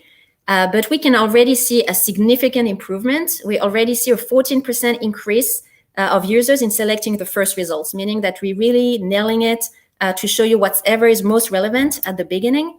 The new ranking algorithm, including race addresses and venues, is already available, as I mentioned, but we really continue to make those improvements, and we're excited for what next. So next is the pre-drive notification. So once you did your planned drive, it's in Waze. Before you leave, you know about this feature. We continue to improve it. Whenever it's safe or whenever we know that you're going to leave, a prediction based on your activity. So Waze will let you know in advance if something unusual happens. Let's say a road was closed. Let's say there's something, because of COVID, a lane was closed, a police, anything, weather, anything, a big event, anything that you should know, we'll let you know. And especially to leave you earlier on your way to work. Start state. So start state was released, but there's more coming up. I think it's really important to understand, with start state that we're taking all your recommendation, high probability suggestions, but also at the bottom, you'll have all the smart destination suggestion and all the things that we want to improve. The idea is when you open Waze, you'll land on this screen, both with your prediction and your planned drives, as well as your recent destination. So what happens next? So once you press on one of those, this is something that we'll be working very, very hard, the whole of the core team, and this is what we call trip overview. So with trip overview, sorry, I lost you for a second. Okay, so with trip overview, what are we doing? So first, we're giving you an option of the route comparison. So this is super, super important because today we don't do that at Waze. And I know some of you go and look for alternate route. You don't know why Waze picked that route. You don't know the real-time information. You don't know what's going on the other routes. And that has been, when we look at really help driver make the best routing decisions, this is key. So we're going to be showing you in one view on the map 3 different routes. They will also be your preferred route. So that's something we're super excited about, the personalized route. But that's something that if you always take that route every day, we're going to show it and we're going to show what's happening there. It may not be the best route. There may be something happening there. We want to show it to you because the goal is that we know what's happening. We know the real time and we want to show it and predict. So you always have the best experience and you can take the best trade-off that is right for you. So what else is coming in Trip Overview is also Carpool. So I know Carpool has not launched in all the markets, but some of you here are the lucky ones. This will also be part in Trip Overview. So we are doing a lot of effort this year to start bringing Carpool and Core together. And the idea is that when you plan for a drive, when you look for your options, that's the best way actually if you want to pick up a carpooler. So right now, Carpool will be in one of the options. We will show you how it would be impacted. If you pick a carpooler, what will be the time saved, what will be the amount saved, or if you just want, have a good trip, that you're going to be stuck in traffic. So you want to pick someone to have a good drive with. You'll see everything here from this trip overview when there will be an option like that. And the last thing we'll be working on this year is actually add a stop. So once you pick a route, you may pick for multiple various reasons, but one of them could be maybe you want to stop on the way. Maybe you want to stop to your preferred coffee shop. Maybe you want to stop for shopping. So anything here will also on the routes have this capability. If you wish to, if you want to add a gas station or a coffee, we'll show on the routes the relevant stops that are relevant to you. That's something that we're starting to define, and we hope to see rolling out towards the end of the year. Now, once you started your journey, you're in the mid-drive. You're in my world. So here, this is what's happening in the mid-drive. We're spending a lot of time and a lot of effort to explaining you also the route mid-drive. What happens today with Waze is that we always find the best route for you, always the faster route. But what happens is that we may not always know. You may not always know what's ahead. We may not always know if you want that route or you don't want that route. Maybe we found a faster route by 10 minutes, but actually you had in mind to stop somewhere and we didn't know. So what we're introducing today is what we call mid-drive reroute. When we have a significant amount of reroute, amount saving, we're going to show it to you, present to you, show the route comparison, explaining you what's ahead. Is there a traffic accident ahead? Maybe they're in lane close, an accident, anything that's impacting your current route. We're going to show you the comparison with the faster route that we will do. And this will be a no tap needed, meaning the reroute will happen because that's our promise to our users. However, if you don't want for any reason that reroute, because actually you prefer staying in this, you're talking to your parents right now on the phone and you want to be stuck in traffic because you don't want to go to something unfamiliar. There may be so many reasons why you may not want Waze reroute. Time saved is not always something that you will want at that time. So you will have the option to say no. So we're super excited about this feature. We have a small group of users that already have access to it, some of it, but we hope to have it share with all of the beta community in the coming 2 or 3 months. Now, another thing that will come after is what we call suggestions. So this is not a reroute. This is a case where, for example, we found a better route which has a toll. In this case, we don't want just to reroute you because there's a price penalty. So again, we're going to explain you what's ahead, what's going on. Why is your current route slowing down? There is a better route and that's going to cost you X. But in this case, this is just a suggestions, meaning if you don't do anything, nothing's going to happen. We're just suggesting it to you, but we understand that in this case, the time versus price may not be always the best thing for you. And so in this case, the default will be no. You'll be able, if you don't do anything, we don't take you with this new route. But if you wish to, and you wish in this case to save the significant amount of time, then you'll be able to do so. The last thing, this is very new. This is a wireframe because we're still defining it. And please feel free after the meetup to share your feedback about that. But that's actually what we call reassurance. So this is a different use case. This is like, we know what's ahead. Again, you're going to hit traffic. It's going to be severe. You're going to be stuck 20 minutes. But you know what? We know because Waze always know what's going on. We know this is the best route for you. I mean, there's nothing else. The alternative is worse. So in this case, we know that around 10 to 15% of our users actually, when they stuck in heavy traffic, they look themselves for alternate routes for many reasons. Maybe you're seeing everyone leaving to the exit and maybe you're like, wait, what's going on? Maybe that's a better route for me. So the idea here is to show you what's ahead. you're going to hit traffic, but that's the best route. And at the same time, showing you the exit with the alternative, which in this case, I don't remember, but let's say 6 minutes lower, and you can make that decision. I mean, maybe for you, for any reason, you don't want to hit traffic. And the idea is to give you reassurance that Waze is always there for you. Waze knows, and we always look for the best route for you. So road shields, we're super excited about this feature. It's rolling out. This one we've been working a long time for it. Talia explained that this feature was not just adding the shield and the exit, but there's a whole turn instructions. We made tons of improvements. So it took its time, but it's rolled out in Israel and NA, and it's gonna roll out on the editor side this week in row. So everyone, if you're as passionate as we are and you like to edit, we welcome you to edit the shield, the exit, to edit the TTS. We think it will have a huge impact. We don't need very, very long turn instructions. It can be very relevant to the specific turns. So we're super excited to develop these capabilities. On the client side, this will come very soon. The target is 475. So client is going to be ready. So we just need the shields to be mapped. And as soon as the shields will be mapped, the more shields, then all of the drivers worldwide will benefit from the feature. So we're super excited. Road shields on the map will also be, it's a feature that also rolling in 475. Again, unless we have a major bug and something is crashing, that's the plan. So extremely soon. And one last thing which we are working on towards the end of the year, it's what we call contextual insights. We want to make sure that you get really what's happening on road, meaningful insight ahead. And we're doing 3 things that are rolling out at a different time. The first, clearer icons. So you're going to see as the year continue to progress, we're going to have better icons that represent really what's happening. It's not going to be like a major, basic hazard and you have no idea. So the icon will be more descriptive of what's ahead. We're revamping the bottom alerts. You'll have a new design, clearer, nicer. That's something that's going to come over the summer.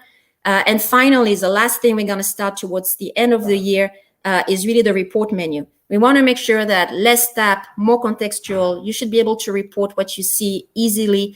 And that's something that we want to improve. We probably start towards the end of the year. And the last thing we're working on the core team is visual alignment. So everything, so the app will look one app. The brand of Waze, the colors of Waze, we introduced dark mode, but there's a lot to do. And as you'll see, it's little by little, you'll start seeing a lot of the existing experiences will look nicer, clearer, less tabs, less clutter. That's something that is ongoing all of 2021, and we're super excited about. So to recap, what are we doing this year? We'll help users make better driving decisions. On the pre-drive side, it's all about planning, notification, and start states, and trip overview, which is a huge effort where you can see your routes. You'll be able to also see your carpool and add the stops towards the end of the year. Hopefully we get there. The trip overview is also there. I forgot to mention, but some of you already have access to it, and I'm sure you see the improvements that are coming. So please continue to send your feedback, and as it goes, we can't wait to hear all the improvements that we can make.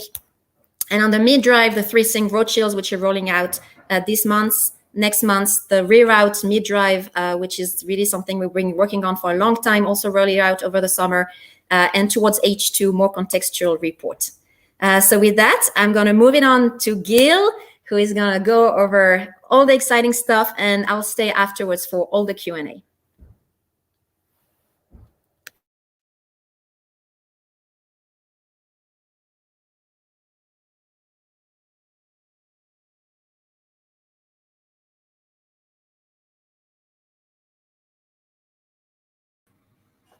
Gil, I can stop you for a second. We can't hear you on your mic. Can you do a quick sound check for us and see if there's something wrong in your settings?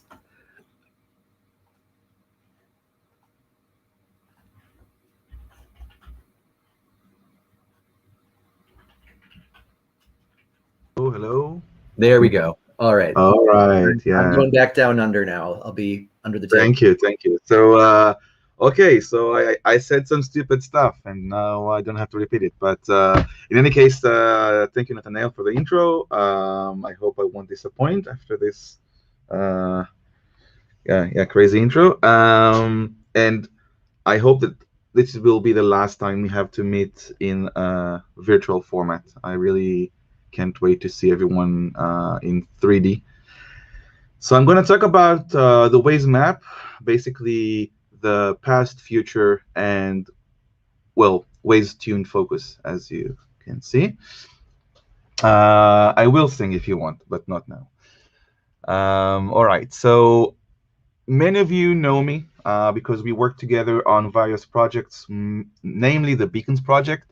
So that's how I was first starting to work with a really amazing Waze community. And some of you saw me sleeping, standing and sleeping. And some of you actually were with me, boots on the ground, when we installed beacons. But as I mentioned in a few occasions, I moved to a new role, and basically I am now managing the map from the product side. And this puts me in a very unique perspective because I hope that I can do you guys justice and make sure that our mapping tools are really working as we hope that they should. So let me just dive really quickly into our story tonight, or this morning, depends where you live. Basically, we launched Falcon a year ago, and when we launched Falcon, we saw that many roads need fixing, like this one, for example, where you can clearly see that the GPS is not really where the segment is drawn. So we launched the Falcon map rate. And before going to the rest of the story, the Falcon map rate already concluded. So I want to just jump real quick to the conclusion of the Falcon map rate. And this was an amazing achievement. The idea was to fix all the segments that are drawn incorrectly or not close to the actual GPS positions that we detected. And we sent you guys about 2 million segments worldwide to be fixed. And over 3 million segments were edited, and more than 1 million segments were created. And that is really amazing. And there's nothing else I can say about it. It blew our minds, and I said it before, and I just want to repeat it again. So back to our story. So we started the Falcon map raid, and I noticed a lot of, I call them map hacks. I guess that you guys call them in a similar manner. Things like this, or like this, or like this, or like this, or like this.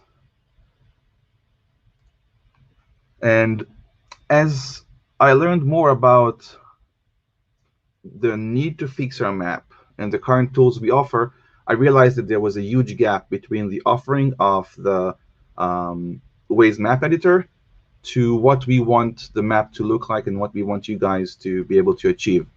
So we saw things like this that is here to essentially work around missing feature in lanes, or this, which is in the same junction, basically all these stubs that would help, would achieve proper lane guidance where the tool doesn't really allow us to do that, and so on. And additionally, we saw a lot of aerial imagery issue. And the aerial imagery, this is in Israel, so it's mostly up to date, but the resolution is horrible. But many other countries have very out of date aerial imagery. And at least in the US, we started a process working with Google Maps on prioritizing map imagery requirement. And I think we should do it with the rest of the world as well. So the community managers will reach out to you, and we will create a list of all the areas that you see where the map is incorrect and where you think that the imagery is either out of date or very low resolution and so on. And we will try to prioritize it with geo, which is something that we actually managed to do in North America. So after understanding all this crazy thing where we want to fix the map, but the tool doesn't allow us, this created this very cool life cycle of realization, as I call it. So it all started with the beacons that led to the cooperation with Geo, that led to Falcon, that led to the Falcon map raid, that led to the understanding that our map has a lot of hacks and we need to fix it, but we don't have the proper tools to do it. which led to a lot of frustration, at least on my behalf, and I'm sure that on everyone else's behalf as well. And an old proverb says that you cannot spell failure without your A, so refusing to admit failure, we pushed on and decided to just tackle this. And basically it meant that we had to dig a lot of stuff out of the sand, out of the dust, and fix many features that were simply left for many years. And when we started this, we defined our pillars. These are our strategic pillars for everything.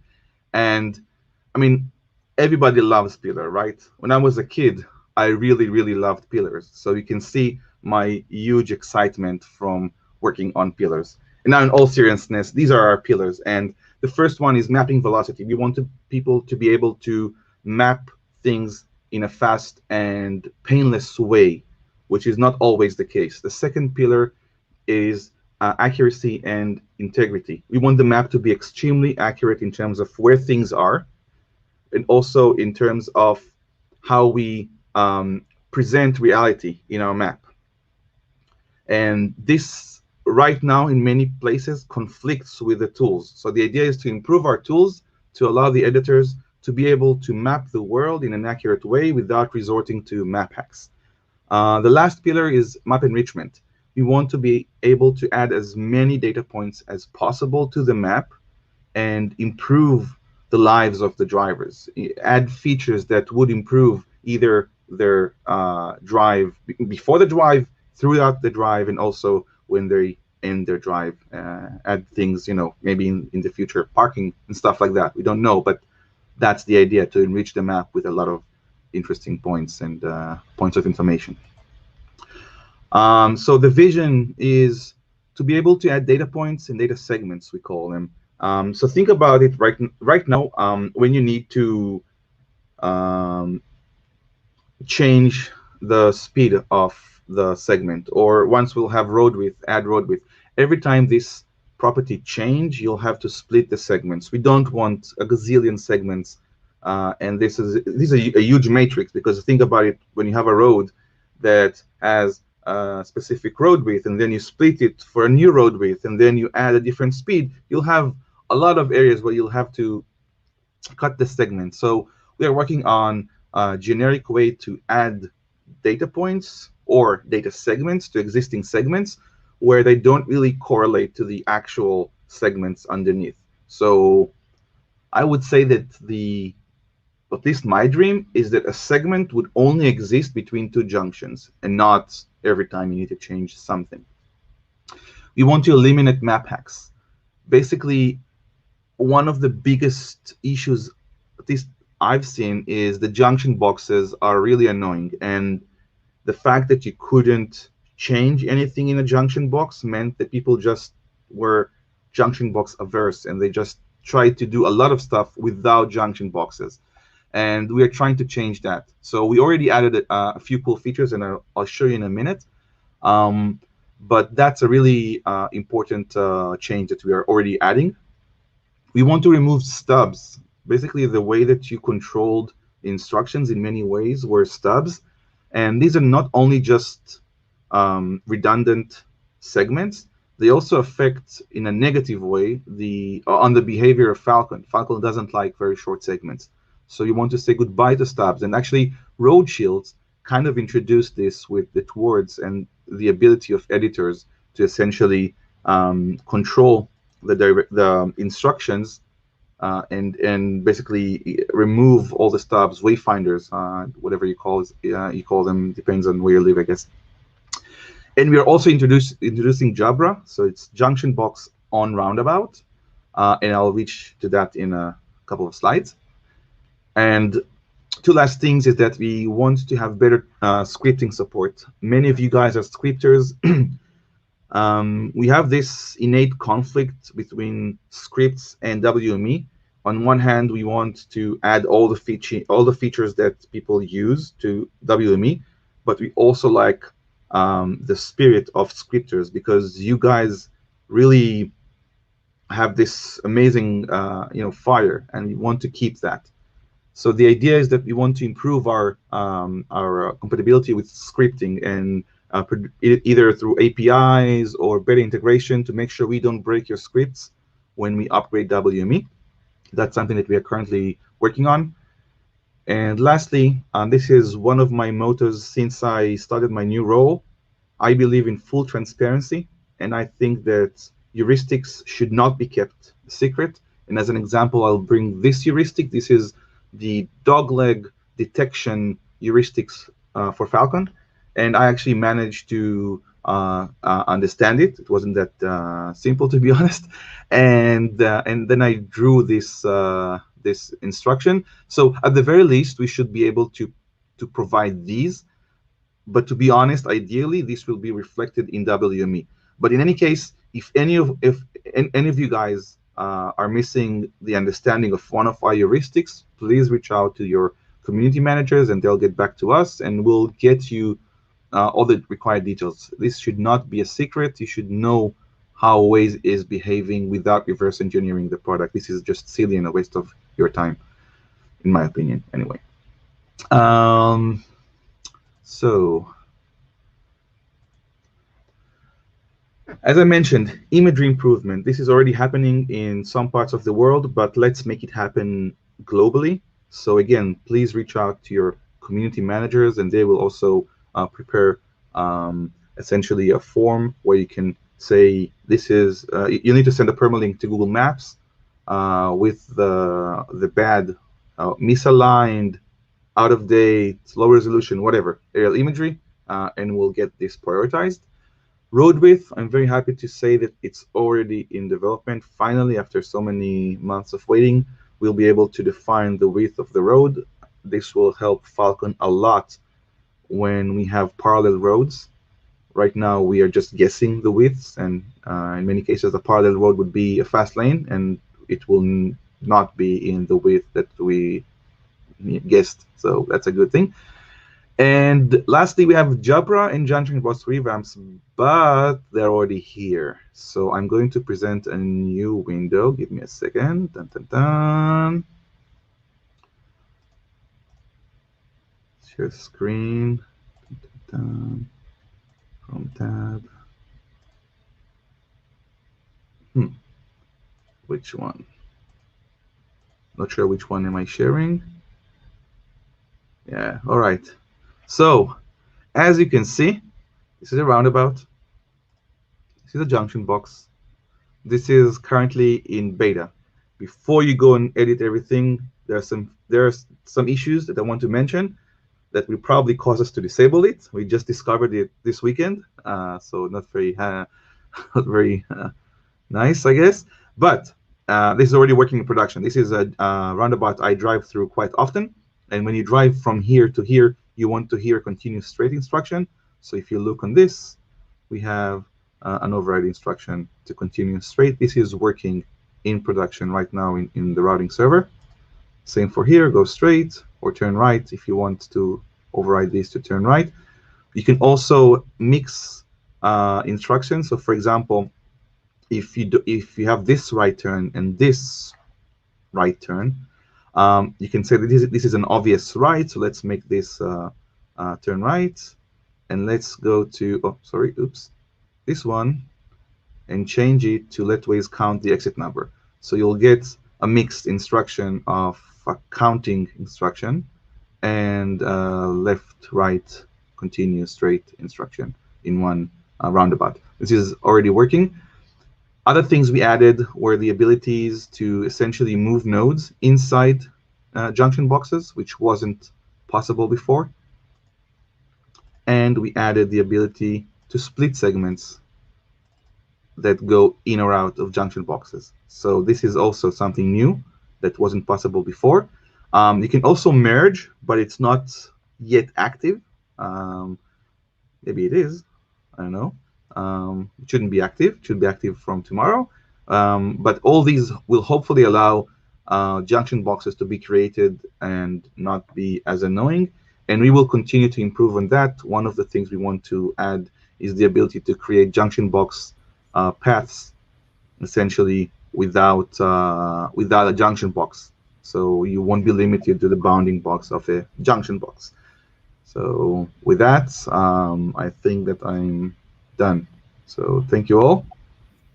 Thank you, Gil. That was fantastic, and I'd like to welcome back Nathanael for our Q&A session. So let's go ahead. We got about 11 minutes left, so let's put up our first question on the board. And just to remind everybody from the last session, if Talia bumped your question to this one, please make sure that you entered it in. So let's jump right in. From Ciprian. Each user has a personal preference regarding lane guidance. Some want more information even when going straight. Others want to see lane guidance only at turns. Would you add options to control visibility of lane guidance in the app instead of in the WME for an editor to impose his or her view on all users? Yeah, I can take that one. Thanks for the question. I think it's specifically for the continuous straight. We do have a lot of feedback. Sometimes it's too much, sometimes it's not enough. Why do I see it here? Why don't I see it there? So it is true that right now it's based on the editor view on that specific junction. That's something that we need to take internally and improve. We know the issue. Thanks for mentioning it again. We have to find a better solution. I don't know if that solution will be a setting in the app, but definitely we'll figure it out eventually. So thank you. Great. Let's take our next question. From Andy, RTC directly on junctions and turn arrows would improve editing a lot. Is there a plan for it? I should move this question over here. Yes, thank you for moving the question over, Andy. Who wants to? Gil, Yeah, I'll take it. I was muted. Yeah, okay. I'll take it. This is actually, we want to do it. It's something that we hope to be able to get to, I can't say the word, in the near future. But it's not currently, unfortunately, it's not currently planned for the immediate roadmap. And there's nothing else I can say besides we should have it, and the sooner the better. But we have to work on many things as well. Thanks. Let's move on to our next question, also from Andy. Lane heuristics, how many junctions are possible to reach 90-degree angles using MDL? Since Falcon, we should avoid using MDL. Any plans to fix that and how? So I'll take it as well. To be honest, I'm not sure I know what's MDL. So if someone can ping it somewhere, it would be awesome. Sure, Andy, you can put that in chat. Can someone... And maybe we can go back to this question. Let's move to the next question for now. Okay. Oh, dog legs. Okay. MDL is dog legs? Okay. Micro dog legs. Okay. Gotcha. Well, to be honest, micro dog legs are Satan. I don't know how else to call them. I hate them. They should not exist. They cause a lot of issues with Falcon. We are looking into a way to basically you have to use them for injunctions to force a specific heuristic. The idea is that we'll provide you with means to override almost any heuristic. And right now, if you can send us some examples, I'm 90%, 99% sure that there's a way to work around that. But also in many cases, you don't really need 90 degrees as an FYI, which is, again, part of what I mentioned about transparency.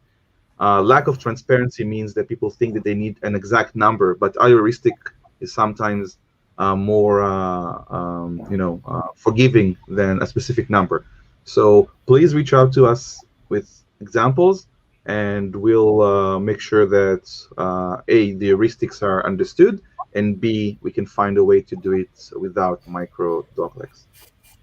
Awesome. Let's move on to our next question from Nikolai. Hello, Waze currently has vehicle types for private, taxis, and motorcycles. Will you add a special category for electric vehicles, one which can include charging stations instead of gas stations? Yeah, so I'll take this one. We already enable having a vehicle type as EV. I think maybe the question was that once you select EV, you get the relevant charging station and not the gas station. So if that's the question, totally. As I mentioned right now, EV was delayed. It's definitely one of the top priority to support EV charging station. But as you can understand, we're looking at it from holistically, from the broader experience, from planning to where should you stop to where should you charge. So that's something we're taking very seriously, and we want to do it right. So it's right now pushed, delayed, but definitely one of the top things we'll do once trip overview is out and running. Thanks. Next up from Anonymous, we have you considered the low usage of multi-entry points? It's because we didn't add any yet since it's not supported in Android yet. Yeah, let me go over this one. I think for this, I want to say again, it is a very important feature. I mean, we do realize that, yes, when you go into a big, I don't know if it's a mall or a sport event or anywhere, you do want to pick the right entry, and it could be very significant in an airport. So there's definitely a real user need for this feature. I think right now what we saw is that the way it was designed and implemented in the app under the ETA scroll as a card after you pick your destination is not the right way. So we didn't see high engagement, very low numbers, but it's not because the feature doesn't have value, it's because the way it was designed wasn't good, and that's why we don't want to add it to Android.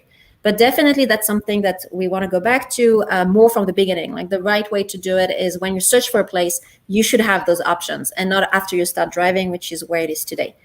So as I mentioned, we're not going to do Android with this current implementation. We will review the UI and do it the right way later on. Thank you. Let's move on. Oh, too quick. There we go. Another anonymous question. Outdated SAT image. Oh, this is from before. Outdated SAT images are a main issue holding us back when improving the map, no matter if it's Germany or Australia and India, by the way. I've had to deal with several from other APAC countries. Does actually something happen if we fill out the form to get updated images? So the answer is, I hope so. I can't promise something that I cannot directly control. However, judging from previous experience, it will be very, it actually was very awesome to learn that Google Maps changed aerial imagery planes schedule, flight schedules, to accommodate some of the reports that we provided them with. So basically, if we're lucky and it's in a major area, it will pretty much be a non-issue for them to change. But we really hope to get all the other, including rural areas, added as well. So just send them and let's see how it works. We have pretty good experience with them so far. And from the staff side, I'm happy to share with you guys too. We had this case that I dealt with directly with the India community not too long ago. And the way we handled this was for them to submit it on Google Maps and also for me to submit it internally to Google Maps. And then by going at them on both directions, we got the images uploaded. So please reach out if you have satellite imagery that is too blurry to map over. Reach out to your community manager. We're happy to help you guys with this. And our next question, we're going to take probably one more after this because we only have 2 minutes left. Start state flicks back if the user taps anything but the suggested drive too soon. A workaround is to wait 2 to 3 seconds for the animation to finish, but this shouldn't be the case. Any tap should terminate the animation and let the user carry on. From Yanis. Yeah, thanks, Yanis, for the question. I haven't experienced this too soon yet, so I have to say I'm not sure what you are referring to, but definitely there shouldn't be any. If you have an animation that is bothering you anywhere in the Waze app, it should be dismissible by tap. So definitely that's something we should take internally. The lead for this is Yuval. He's not here today, but we'll make sure to send that comment to him next week or this week, tomorrow. Absolutely. So our last question for this session is from Peter. Can we accept a route suggestion using Google Assistant? And does it also work on Android Auto and Apple CarPlay? So thanks for the question. This is definitely something that we want to do in the future. I think the whole point of Google Assistant is voice first, for you not to have to touch anything. By the way, as you know, we support reports today in the languages that we launched, so you don't have you can just use your voice to report. Definitely to the route selection, that's how we want to add voice. That's currently, though, not in the work. It's pretty complicated. So that's something that we'll look in 2022. But if you can think about the future of Google Assistant, that's definitely where we want at least to take it. So thanks for that. As far as Android Auto and CarPlay, yes, definitely that's something that we want to enable as well. We are working right now on the right experience for the in-car. But definitely, anything that we do in mobile right now, we'll also get to in-car. So it's always a little bit behind, but we take the full focus and consideration for the in-car experience as well. Thank you so much, both to Nathanael and Gil. This was an awesome session, and we are right on time, caught back up with our schedule. So Thank good you. work to everyone all around.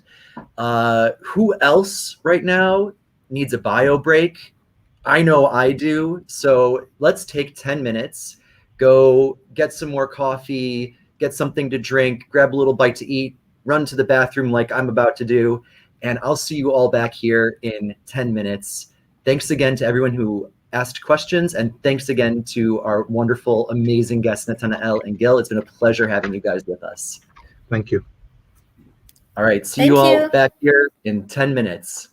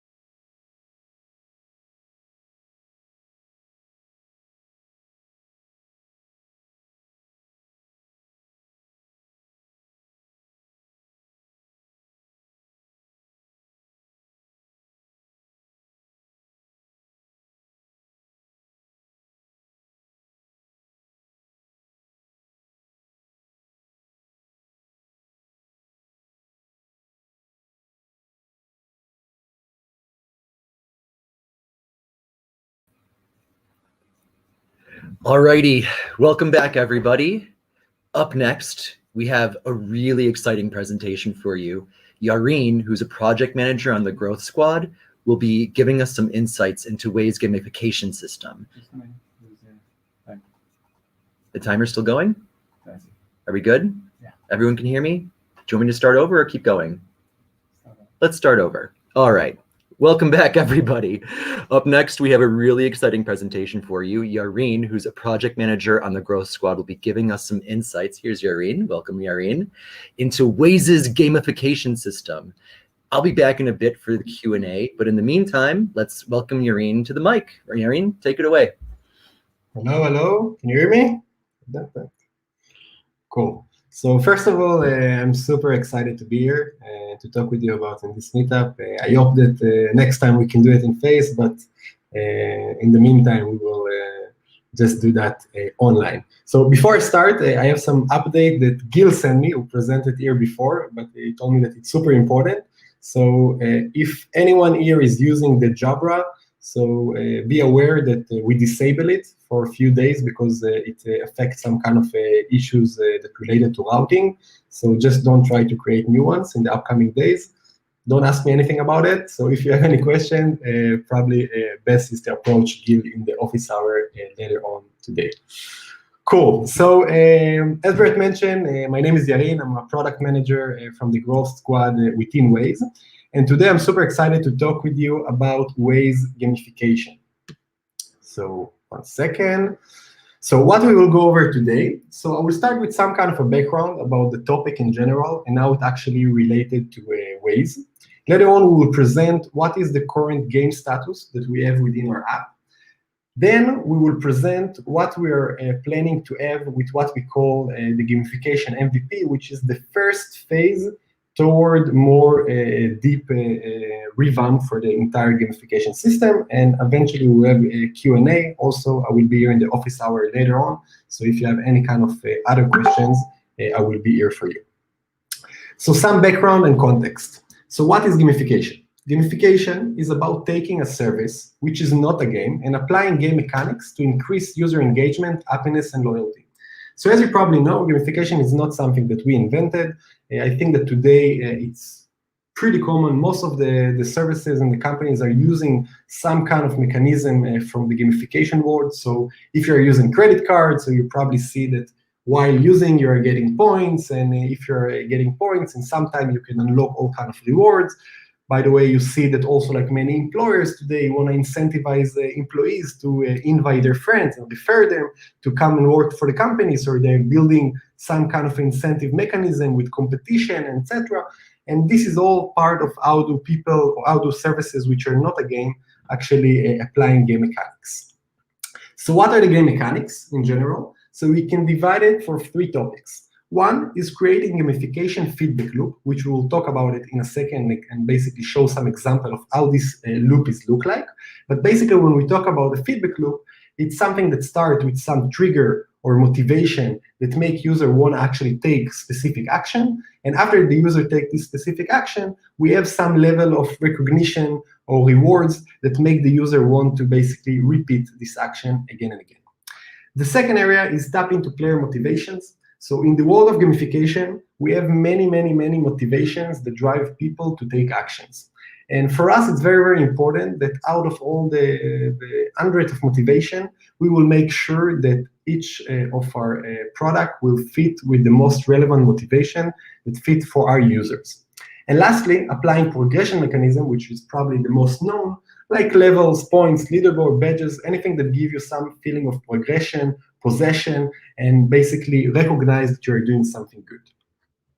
So let's see what is gamification loop, okay? So in the most basic way, we can look at that in this way. So it's always start with motivation or emotion trigger, something that make you wanna actually take an action. Later on, we have the call to action, so you can actually do something about it. User engagement, which is basically the action itself. And again, lastly, is the recognition, progress, or reward, something that make you feel that it fulfilled the motivation that you start with and make you repeat the action again and again. So if we will take a look about existing example, which I think that we're doing not that bad, so we can actually look at map editors. So we can look at that as a gamification loop. So for example, one of the motivation or emotion triggers could be that I, as a map editor, I want to help my community and neighbors to have the most updated maps. The call to action in this case could be that I'm receiving some incoming requests that I need to update some junction in some area from one of the users that something changed. The user engagement will be me going to the editors and actually approving this edit or editing myself. And the last part, the recognition, will be that every time that I'm updating, so I have my internal satisfaction because I fulfill the motivation of helping others, but also I'm getting more elements like points and levels that later on basically unlock me more possibilities of what can I do, what can I do more with the map editing, and that basically create the loop and make me wanna do this action again and again. So added ways implement gamification mechanics in the app so far. So as you probably know, Waze was one of the pioneers for using game mechanics within the app. So I think that from our early days, we already started using all kind of mechanics like points, ranks, levels, and trying to encourage our users to take more actions and basically reward them by doing so. And we can see that along the years, not much change. So if you look today about our current experience, so you see that it's very, very similar to what we already had a few years ago. So you can still see that we have like points, we have ranks, we have leaderboard, but we have few issues with the current implementation. What are the issues that we are seeing today with the app gamification experience? So the three main issues are, the first one are discoverability. So today, if you are not really engaged users, okay, you will probably not be aware about all the feedback loops that exist because you're not getting any kind of feedback. If you remember that we talked about the feedback loop, there is no really feedback loop about most of the action within the app. And also new users who just installed Waze are probably will not be aware that we even use game mechanics because we're not doing anything proactive to surface it out. So users need to actually go into deeper menus and to find it out. Second problem is lack of incentives. Okay, so today the only incentives is to collect points, but the points are pointless. Okay, you're not getting anything on top of that. As I mentioned, the map editor is a good example because if you're progressing with the levels, you're actually getting a new ability to approve more type of editing. And lastly, lack of player motivation. So we talk about how important it is to use the right player motivation, and we think that today we're not really using the right one.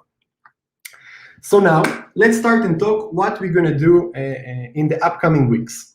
So we're going to start the journey of revamping gamification. Okay, I'm talking about starting the journey because it doesn't mean that in phase one we will have all the revamp of the entire experience. In the MVP, what we're trying to do is to do a validation. What do we want to validate? We want to validate that by expanding gamification growth loops, we will lead to increase in loyalty, fun, and engagement. So basically, we want to choose specific actions, try to close the loop like I showed you before, and see if by doing that good, we can actually increase engagement and loyalty. So what are the chosen actions that we decided to start with? Reports, voice reports, and replies to alerts. Why did we choose this type of action? Is because, as you know, those actions are probably the most common contribution action you can do within the app, again, putting aside the WME and other platforms. And those are the actions that we want to see, that if we will create loop around each one of them, that will drive to more engagement, and then we will see that will increase to more actions. So for example, how this loop can look like if we will invest in report. So let's start with the motivation or the emotion trigger. So I want to help my community by letting them know there is an hazard on the road. The call to action will be the report button. Okay, I will tap on the report button. This is already we're reaching the user engagement, and I will report an hazard on the road. And here we're actually getting to the new part of the experience, the recognition and the rewards. What will change is the following. First, after you will send the reports, immediately you will get a new type of animation and sound feedback that will basically indicate you that you did something good. The second thing that will happen is that you will get every time that your report is concluded, immediate impact summary of this specific report. So instead of getting a weekly summary, okay, after it's been quite a lot of time since your report, every time your report is concluded, you immediately will get a push with all the impact it creates. So as you remember, your motivation was to help your community. To close this loop, we need to show you how impactful was that. And lastly, you will get points plus badges, which is a new element which we will present in a second, which will, again, give you some kind of recognition about the efforts you did. How it looks like in reality. So you can look here at the left, okay? This is the new report animation. So every time you will send report, you will get a new animation plus sound that you cannot hear right now, but you will hear it. The second thing is what we call the impact notification. So once your report will be concluded, you will get a push telling you how many people was impacted by your reports. And then you will reach the new element, which we call the impact feed, which will basically be a structure by 3 sections. The upper section will be the total contribution. It will be a summary of all the contribution that you did in Waze and how many people was overall impacted by. The second section will be around badges. Badges will be basically a milestone base. So every time users will reach an important milestone, like your 100 reports, your 500 reports, you will unlock a unique badge which basically indicate how much contribution you are doing from this type. And at the bottom, you will see the feed itself. The feed itself, it's a one place where we basically will collect all the type of contribution, and you will be able to track it like over time. So you will be able to see like when you reported, how many people upvoted, how many people seen it, how many points you got it, and it always be up to date. So every time you are adding new contribution, you will be able to follow your progression over here. And this is, as I mentioned, like the badge progression that you will unlock as long as you progress. The second loop, okay, is the loop that's related to replies on alerter. Every time you see alerts and you basically mark it there or not there, thumbs up, thumbs down. So in this case, the main motivation is I want to help my community, for example, by letting them know the police is still there. The call to action will be the alerter itself, okay, that you see while driving. The user engagement will be to tap, still there, okay? And here, again, the new part of the experience will be the recognition. So first, you will get a new animation in sound, something that does not exist today. Today, every time that people are replying to alerts, they're not getting points for that, and they're not seeing any kind of feedback. From now, they will start getting points for that, plus they will see the animation and sound that basically indicate that you did something good. Second thing will be the impact feed that you saw before, points and badges that you will be unlocked through the experience. So how it look, you can look here at the left side, you will reply on alert, you will get immediately the animation that basically thank you plus the point. Every time that you will unlock a new milestone of badges, we will basically let you know that is now available. You can also track all your replies under this feed and see how much people was impacted by that, etc. What next? So first of all, we hope that by this week, if nothing will happen, we will start beta testing. So everyone here who is part of the beta community, you will be able to get the full experience and basically send us feedback as soon as you can. And then we will basically, we will be able to digest this feedback and optimize whatever we need. And after that, the second phase will be to start testing. So we will basically launch it for some audience to see how people actually perceive it, if it's create any impact or not. And if we see success, again, we will continue with the journey of starting revamp the entire game experience. So revamping the entire game experience could be from adding more gamification loops. So you can imagine new type of action adding to the system. Of course, we have all the map edit actions that we can add later on and much, much more stuff that's related for our app experience. And later on, we're talking about revamping all kind of elements that related for the game that I think that one of the most important out of them will be the rewards part, which as I mentioned today the points are pointless, but if we can make them worth something and actually reward users by gaining more points, that will be definitely a turnaround and very, very important milestone. So I think that that's basically it for now. All right, Yarin, thank you so much. Let's put some Q&A questions up on the board.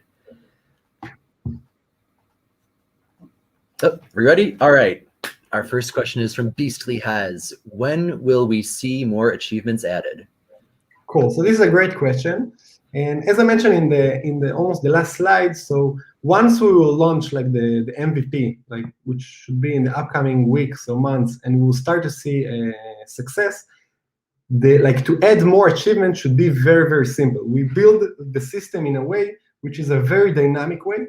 So once we will decide that we want to add and we think that it's valuable, it will be fairly fast and easy to add more type of achievements to the system. Awesome. Next question. Back in the day, Waze had some special treats related to events live like Valentine's Day or Christmas. Would you think of bringing them back? Cool. So this is very, very interesting question. I think it's more related like for the entire entertainment experience of Waze and not specifically only for gamification. But I can share with you that there is another project in parallel, which you probably, I don't know if you probably heard about it in some way, which is called Copilot, which is how do we bundle the entire like entertainment experience of Waze, which is the voice, moods, car icons. And we're thinking about where should we go over there? And I think that a lot of the stuff that we're thinking on is how to basically to customize special treats for occasions like holidays, etc. So I think it might be related in some way, but I will have to share later on. Cool. Let's move on to our next question from Yanis.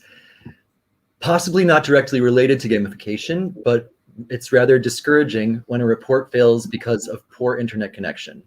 The app should be able to catch the last report and upload when the internet connection is restored. So this is a great feedback. Actually, I have to admit that I was not aware of these specific issues. And maybe later on I can consult also with Netanel because I know that the MeDrive squad is really working on this area. But I agree. I think that every time that you did something positive, if it's our fault that the report did not send, so at least you should get like the recognition or the points or stuff that you're worth getting. Excellent. Let's move on. Will we add levels above royalty Wazer? Anonymous question. Cool. So again, this is really, really something that we're like, it's under the radar now and we're working and exploring. But I can tell you that we're basically reevaluating the entire structure of levels. Okay. So one option, as you mentioned here, could be like, let's take like the royal level Wazer and let's expand it for more advanced levels. The other option could be like to revamp these structures of level and create a new mechanism. Again, I don't want to like run too much spoilers because stuff are still not decided, but definitely we're exploring the way of making sure that every user, even if he is like really advanced user, he still have something like to achieve. Okay, so we don't want to be in a position like today that all of us are here probably are royalty Wazers and we have nothing to, you know, nothing to try to achieve. So we will update. Awesome. This is going to be our last question because we only have 1 minute left from Hugo. Animations and points earned from reports can be displayed in CarPlay? Cool. So this is a good question. Currently, in this phase, the current experience and experiment will be only on mobile. Next, if we see that this one is successful, definitely we want to basically duplicate it for the CarPlay and Android Auto, but we do need to be aware that the Auto platform have different restrictions, okay? And we still don't know if we will be able to implement the same way that we're implementing in the app, and that will be something that we need to check and see, and of course we will update once we know, but this is definitely a direction that we want to go through. Great. Well, thank you so much, Irene, for your really fascinating insight into like the under the hood of how this all works. And I really kind of think we all have a much better idea now of why we're all so obsessed and addicted to Waze from all the different amazing ways that the gamification experience makes it just so much better for us. And also thank you to everybody who asked questions. If we didn't get to your question, please save it for the office hours or feel free to email us and we'll make sure to get you back an answer as soon as we can. So with that, our next presentation is for all of you out there who need to be on the cutting edge. That's right, we're talking about the beta community. This session is for all you beta testers out there, but even if you're not involved with the beta community yet, if you find what we're going to show you interesting, please get involved with testing out the new features before they're launched. And then please sign up. The beta community is a lot of fun. So with that, it's my pleasure to introduce our communities team manager, Lior, who is going to give us the rundown on what the beta community's been up to. I'll be back for Q&A, but in the meantime, Lior, please take it away. Thank you, Brett. Hi, everyone, and welcome to our beta community session. So for those of you who don't know me yet, my name is Lior, and I'm a community team manager, specifically overseeing the beta and the carpo communities. I joined Waze a year ago, exactly when COVID started, which is why I haven't had an opportunity to meet any of you face-to-face. I really hope that this will change soon and we can meet face-to-face in the near future. So before I start, I just wanted to say thank you for coming today. It's really exciting to have you all here today. For those of you who don't know them yet or want to attach a name to the face, these are the ones that communicate with you on a daily basis on Center Code. Center Code is our platform where we communicate with the beta community. This is the beta team. We have Ila, Dean, Ruben, and Anat, which you already know. And our latest addition to the team is Gail on the right. And Gail joined us a few months ago, replacing Anat while she's on leave. So let's talk a little bit about the beta community, what they do, why they do, and who they are. So as you all know, Waze is a mobile app with a lot of moving parts. And fixing bugs at Waze requires a lot of attention to moving parts. It fits in the app, things that happen in the background, like navigation, environment that changes. And in order to achieve product excellence, we really need help to find those issues in those moving parts. And with that, it's really hard to understand and look at things holistically. And it's not always easy to test features in lab conditions, especially if you are trying to pair features. You are the ones, the beta community, that are on the road. You know best your road and your streets. Without the real user feedback, unexpected things might happen. We sometimes need help seeing the actual picture. So this is where you come in. We have a limited group of Wazers and Googlers, and most of them are not drivers, but we do have a really large group of beta community members from different countries with different devices and environment that really can help us provide the feedback. So as you can see from this slide, we rely on the feedback for each piece of the scale, from early testing to something stable, and work towards the actual launch. In conclusion, the beta community is a large diversity of people who really cares about Waze, who use a wide variety of devices in many different locations that provides real user feedback and help us increase product excellence. Moving on a little bit, let's talk about our release cycle. So before releasing a version to all Waze users around the world, we go through a few phases that you can see in this slide. A beta version that contains new features and fixes that haven't been released to all Wazers yet. We share beta versions with our trusted beta community members so they can provide feedback while detecting and reporting bugs. After the time detected for beta is over, we create a version called RC, Release Candidate. An RC version usually includes fixes for the bugs found during the beta phase. RCs are generally more stable than the beta versions, and during this phase, we mostly ask our beta community members for feedback regarding stability and to verify fixes for bugs previously reported.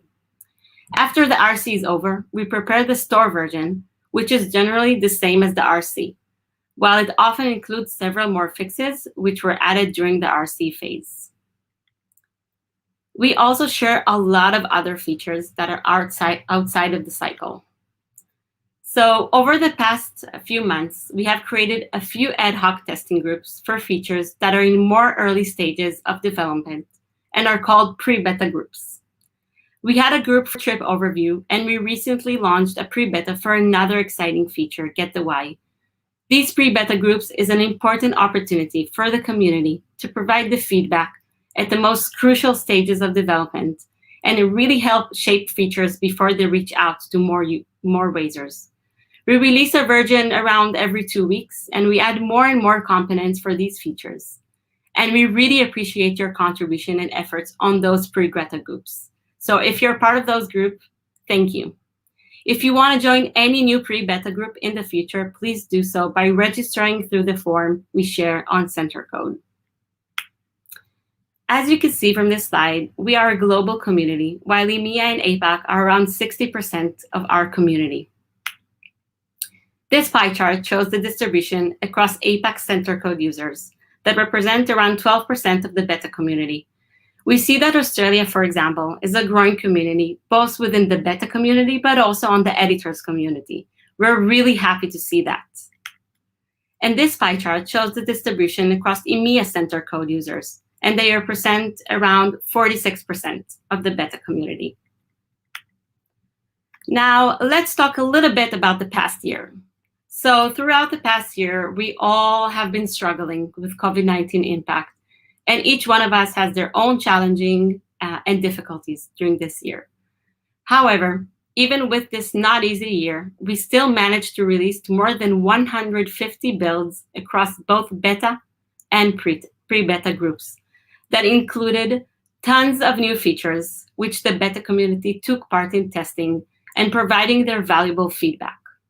On top of that, we sent product surveys that really helped us provide critical feedback at scale across different languages that resulted with more than 4,000 responses. Wow, thank you for that. And the beta community is still managed to grow around 20% through this challenging year. So I just wanted to pause for a moment and say thank you. Thank you for this incredible year. Moving on to talk a little bit about a few changes that we've been doing on CenterCode. So moving on to a big change we made recently was that we moved to a new and improved forum section, which includes enhanced text editing capabilities and more frequent CenterCode updates.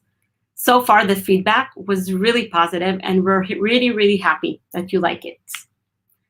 Our homepage on CenterCode has a whole new look. Thanks to the beta leaders' feedback, in addition to changing the design, we made a few important updates and useful changes. Our homepage now includes a section of what's on that includes the most important updates, in addition to what version is currently available. There's also Star of the Month, our top contributors, and 10 trending bugs to make sure you're all up to date with our top bugs. Let's talk a little bit about the beta leaders. Let's take a moment to explain a few things, since I know not all of you know about the beta leaders. So the beta leaders are highly engaged and active community members. They're experienced and knowledgeable about the Waze app and the beta testing. The beta leaders are, you can see here on the slide, you can recognize them because they're marked as blue. And they're very, very active on the forum threads, on the suggestions that we make, on the bugs, and they really help us to make progress on the status of the bugs on CenterCode. If you want to be a beta leader, we all invite you, and you can apply through our program on our Help Center. Our next topic is your suggestions in CenterCode. Back in 2019, we started a project called SudgeMods, which stands for Suggestion Moderators. A group of beta leaders volunteered to help us grow through the suggestions, which have been piling up for a while and reflect the real community need behind them. We have around 52 volunteers, and around 5 of them are actually active in moderating. With 2 leading stars, we have Jan from the Netherlands and Augustine from Argentina doing a great work. Your suggestions are making a real difference in the way Waze approaches planning. Thanks to our beta leader suggestion moderators, the community suggestions are being discussed in a streamlined way. We do our best to reach both the most highly upvoted suggestion as well as the such mode surface to us. And we also try to spot opportunities for hyperlocal features that simultaneously are raised by the beta community, but also by other sources. A good example is the postcode support in the UK, which was implemented as part of this program. Moving on to discuss a little bit about our beta resources, one of the most helpful resources we have is our beta videos that help you understand better how to use center code, how to report a bug, how to send us logs. And we also have our newest video for RBS, the routing beta server. Check it out and join us as an RBS tester. Last but not least, we have a dedicated beta meme thread that contains memes by community members and staff. There are some funny things and some concise truths. You can see a few funny examples posted here on the slides. So if you have listened to me up until now and you thought it was interesting and exciting and you're not part of the beta community yet, please join us at waze.com/communities. We are waiting for you. Thank you. Thank you so much, Lior. That was really wonderful. We only have a few minutes left to take some questions, so we're not unfortunately going to get to every single question that was submitted, but we're going to do our best, and the rest we can cover later in office hours. Let's throw the first question up on the board. Anonymous, it is hard to get into beta WME because of inactive country management. Is there a direct way to request access to it? Yes, okay, that's a great question, although it's not related to the beta community and specifically what I presented, but I'm happy to answer that. So if you want to join the beta WME, you should reach out to your community leadership. If you're struggling with that, please reach out to your community manager and we'll try to help. Cool. Next question. I want to join the beta program of WME.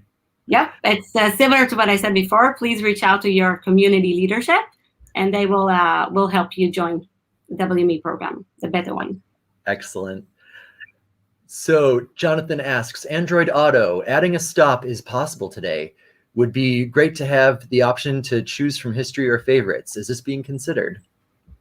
That's a great question, and I think I'll need to let the product answer that specifically so they can give more information about that, and I'm happy to talk about it in the office hours. I'm doing it together with the product.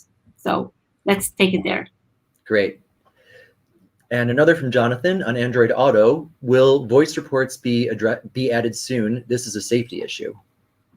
Okay, another great and really important question because it's related to safety. And again, I'll be happy to try and answer that along with the product team in our office hours. So please save your questions, okay? And we'll try to answer it in the office hours, I promise. Excellent. So from Beastly has, can we see an improved communication about new beta features? I often don't realize new features have been added because no email about the feature was sent out. Okay, an excellent question. So we usually do send emails every time there's a new beta version. There's an email that is sent to all of the beta testers, even if you're Android or iOS. We usually do send an email with the new beta version or the RC, and we also include in those emails specifically what are the new features and the bugs that are fixes. And also you can see it on the Play Store. When you download the new beta version, you should be able to see specifically what is this version included, which features. And also, if you log into CenterCode, usually on the homepage, you can take a look and see what's the new version. And then you click on it and you're redirected to a specific forum thread. And also on that thread, you can see the features. And if you have a specific question about something that you're not sure, please ask. All right. We have two last questions. We're going to try to run through them really quickly. I understand from Renee, you enter bugs via the app, but I am unable to log into CenterCode via the app. What other options are there to report an error? Okay, good question. You should be able to log into CenterCode through your app. So if you're not able to do that, please let us know, and we'll try to fix that. But if you can't, then please log in the meantime to CenterCode through your desktop and share specifically the details about the bugs. And always send us logs that will reach out to us anyway. Even if you can't enter CenterCode through your app, please send the logs and then try to enter through the desktop. But if you have specifically an issue, please let us know. You can reach out to Waze-Beta, and we'll try to help you with that issue. All right, so our last question from Fabian. How are Googlers integrated into the beta cycle? Great question. So all of the Googlers that want to take part of the beta cycle, they're more than happy to join us. And there are a lot of Googlers that do join us. And we do have a lot of versions that we try to release even before the beta version inside for Googlers to share their feedback. But basically, all the Googlers are joining the beta community, and they provide us feedback as well. Great. Well, thank you so much, Lior. And thank you to everybody who submitted their questions. I just want to reiterate what Lior said earlier, that if you're interested in joining the beta community, please be in touch with us. We'd love to connect you and to help you integrate into a whole new aspect of Waze that you've never experienced before. So Lior, thank you so much for joining us. And you guys can ask your questions later on to Lior in the office hours. So now our next guests, I'm very proud to welcome from the local Australian editors community. They were some of the first community members who reached out to me when I started at Waze a few months ago, and they've been there to help me learn the ins and outs of our community ever since. I'm really excited to welcome Brendan and Kurt, the community coordinators from Australia, to share their insights with you about what goes on under the hood when you're managing a community. Guys, take it away. Thanks very much, Brett. Hi, everyone, and a big shout out to the Australian community also joining us. Today, we'll be exploring a project the Australian community has been working on. We've been deep diving into data behind the scenes at Waze to better understand how our community works. We're excited to present this case study to you and share our feedback on how we hope Waze can improve the information flow in the future. But first, let's introduce ourselves. My name is Brendan. I'm also known as Lost in My Maps within the Waze community. I'm also a global champ and coordinator representing Australia. And I'm Kurt, known as more names than I can remember, but for now I'm Vestigial. I'm a local champ and coordinator for Australia. So let's get started. As community leaders, you'd think we'd have access to lots of top secret dashboards and reports with insight into what the community is doing, almost like Big Brother. But the reality is, we just don't. And no all-knowing dashboards exist. It's actually really hard to know what's happening inside the community. It's not always obvious who deserves recognition, who is damaging the map, who the quiet achievers are, and who might benefit from some mentoring. As new community leaders, we started to ask some obvious questions. For example, how big and active is our editing community? Is our community growing, shrinking, or stagnant? How many promotions are there? What can we do to retain more editors? Where are our editors editing? Where are app users driving, and what are they doing? Where are our leadership resources allocated, and does our effort correspond with what the Waze app users are doing? This is a case study on how we went about answering those questions and what we found. We presented a case to Waze to provide us monthly reports to answer these questions. Now, obviously, not all of our requests were granted. To our surprise, some of the requests were flat out impossible to fulfill. Some couldn't be provided for privacy reasons, and for legal and trade protection reasons, sometimes we had to settle for percentage values rather than raw numbers. Overall, though, Waze was really willing to work with us, and we have to thank our staff community specialists, Tamar, Brett, and Dana, for all of their support. Woo! Thanks, guys. Here's a list of the reports Waze sends the Australian leadership team each month. Firstly, there's a monthly editing count. If you edit in Australia, your username, level, your home country, state, and if you're a new or an existing editor, and what your raw edit count is shows up in this report. We also look at the percentage of hazards reported in the app, how many segments, user reports, and closures that occurred in each state. All of this helps us to understand the workload each state has. We don't have much time, so we can only share a few examples in this presentation, but here's one about user reports. The state of New South Wales has the most user reports in Australia every month. However, New South Wales has the same number of active editors as other major states, yet it receives nearly double the amount of user reports. The feedback from New South Wales editors and the country as a whole is that they are burned out by user reports and rely heavily on other states and leaders to help us out. What our editors are telling us is what we're seeing in the data. We also look at the publicly available Waze COVID-19 impact dashboard, showing the change in driving habits since the start of COVID. Waze's driving with the app in Australia, as indicated by the light blue line, has increased by nearly 50% since the start of COVID. This is great. It shows the growth of Waze in our country and healthy app usage. And let's just look at some more insights. The monthly editing count report is just one report, but it also has the most to show us. For example, we can see the total number of editors in our country for the month, the top 10 editors each month, a list of editors who edited for the first time, who edited from overseas countries, and the number of editors for each state or territory. While all these metrics are very interesting, there's more. When you start comparing the report with the previous months, we can start to see trends. For example, who has stopped editing and then returned again? We can see if your level has increased since the previous month, though this hasn't always been reliable. We can get a true reading on how many active editors there are in our community. As you know, there's a difference between how many editors edit and how many active editors there are. Active editors come back every month and keep editing. They're just like you and me, those who keep coming back for more and making the community feel like home.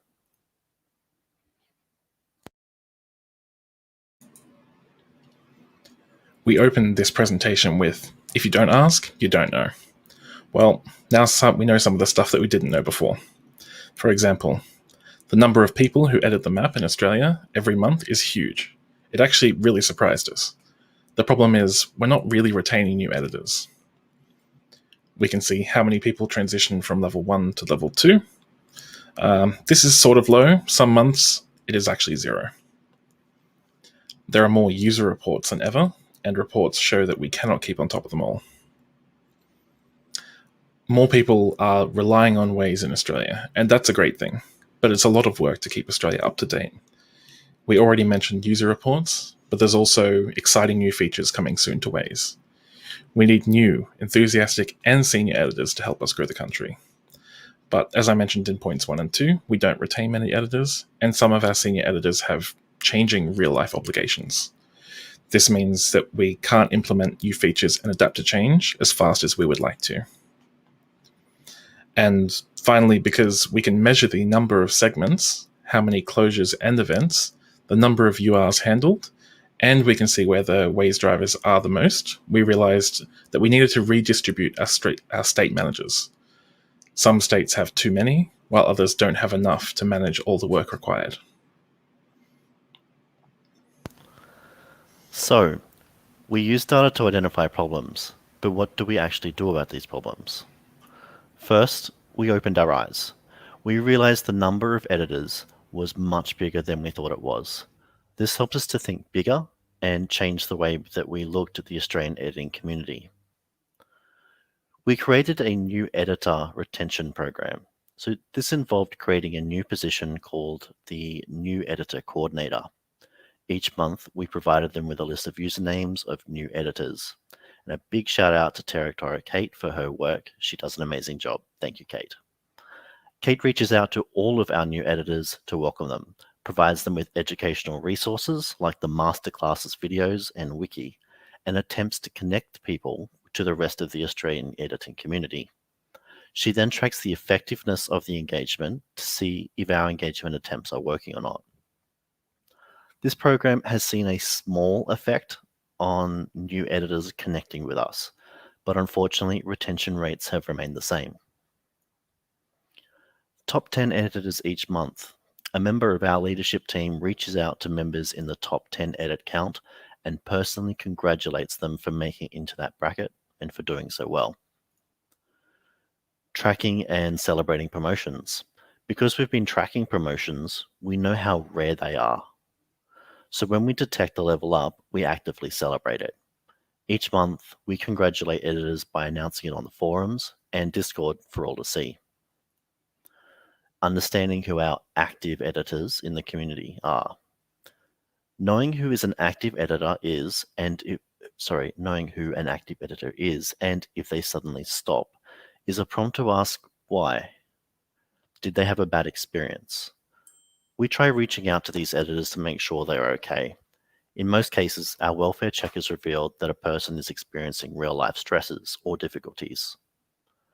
I like to hope that this welfare check that we do shows that we care and that they're always welcome back when they're able to. Reconsidering UR management life cycles. It's clear our editors need some relief from user reports. We're considering changes to speeds of the life cycle of user reports, but more help is needed from Waze. Leadership reallocation. We've done some work to promote deserving editors and moved others around, but we still have work to do. This isn't something that can be done quickly. We need to grow our numbers of active senior editors first. And finally, we made a plan for 2021. At the start of the year, our leadership team set goals to achieve to improve the community, and we've done well to date. While we've made some improvements, there's still so much more work to do, and we definitely need ways to help. We've made some recommendations that we'd like to share. First of all, we'd like ways to help community leaders around the world to access data as well. Our discoveries have come from months of manually processing data. We'd like to see worldwide community leaders be able to access enlightening and insightful information about their communities to allow them to make informed decisions and to track changes over time. We'd like to see ways to apply a renewed focus on recruiting and retaining editors.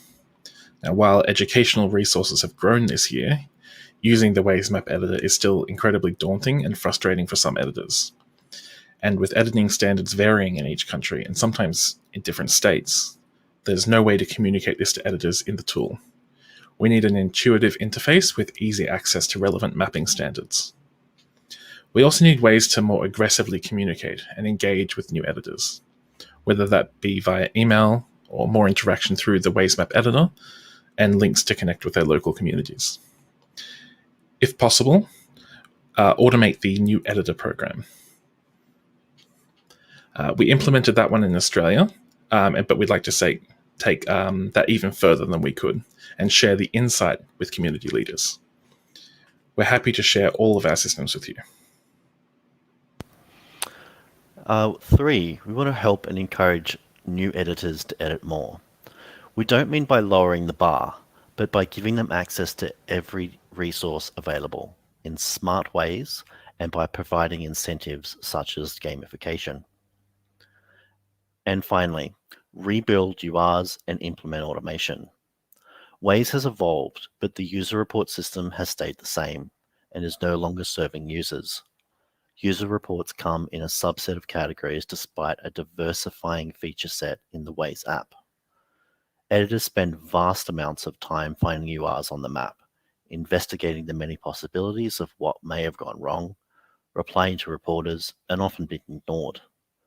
On top of that, URs get lost and forgotten about, and GPS tracks attached to URs are often missing. Our editors hate them and often turn off the layer to avoid them. URs can be improved by capturing more information from the driver, like what went wrong, automating some of the messages, showing us settings and platform information, help us discover and find URs, and automate the smart closing of URs. That's all we have for you. We hope that you've learned from our experience and found this interesting. Thanks so much, and back to the Waze team. Thank you guys so much. I hope everyone enjoyed that level of narration that could be right at home on a National Geographic special. It was amazing. just for a little background for everyone else watching, these two amazing presenters the entire last few weeks have been giving me so much crap that they didn't want to do this, and look at how amazing they were. They were awesome. That's Thank you true. guys so much. I've learned so much from your insights, and I know everyone at home really appreciates what you shared, and hopefully has some more sympathy and understanding for their own community coordinators. It's really thanks to the amazing community leaders like you that Waze is continuing to grow. So again, thank you guys for joining us. Hopefully next year we'll be doing this in person. And as always, we're so happy to have you and for you to be with us and to be with everybody else watching at home. Thanks so much for your kind words. Thanks, Brett. Appreciate it. Cheers. All right, so our next topic is something that we get questions about all the time, routing. So here to unbox some of the magic that is the Waze routing server, I'm happy to welcome Hanoch, one of our senior software engineers who manages the navigation team. So get your questions ready, and I'll see you guys at Q&A. Now, Hanoch, take the controls. Thank you, although it is really not fair to make me go after the Australians. Just American accents cannot hold up to that. But I'll do my best. At least I have a fun topic. So hi, I'm Hanoch. I have not met most of you. I joined the nav team, started leading the nav team a little over a year and a half ago, right before COVID. I was at the last Israel meetup and met a few of you, and then we've been home. So I hope to meet all of you at some point in the near future. Today I'm going to be talking about machine learning for ETA as part of the nav focus. And I keep using the word nav, and you might have come to the session looking for routing, so maybe I should define that a little bit, tell you a little bit about what nav is. About a year and a half ago, roughly again when I joined, we decided to take routing and all of the sub-teams that dealt with different parts of ETA and join them together into one larger group that are really focused on navigation as a holistic problem. Not just the route and the ETA data and calculation separately, but one group that focuses on everything, and I lead that group. And we have a very straightforward mission statement, which is real-time and planned directions. That's what Waze is to us, and ETA, with high availability, which means we want to make sure we're always serving to you. Low latency, we'll talk about that a bit, but we want to keep on getting those directions to you faster and faster, and at sustainable cost, so that we can keep adding new features. So these are sort of our guiding stars. Today I'm going to be talking about speed estimates, and speed estimates are what Waze thinks is the current speed, or maybe the future speed, on any segment of the road. So these show up in different places, a lot of places in the system, but the two places that are most important to me, they show up in routing, where the estimates of the speed in any segment help us, are one of the, perhaps the most important factor in determining which segments you should take, which route to take. And they also show up explicitly in the ETA, where at the end, after we've chosen a route for you, we sum up all those segments to give you a time of arrival.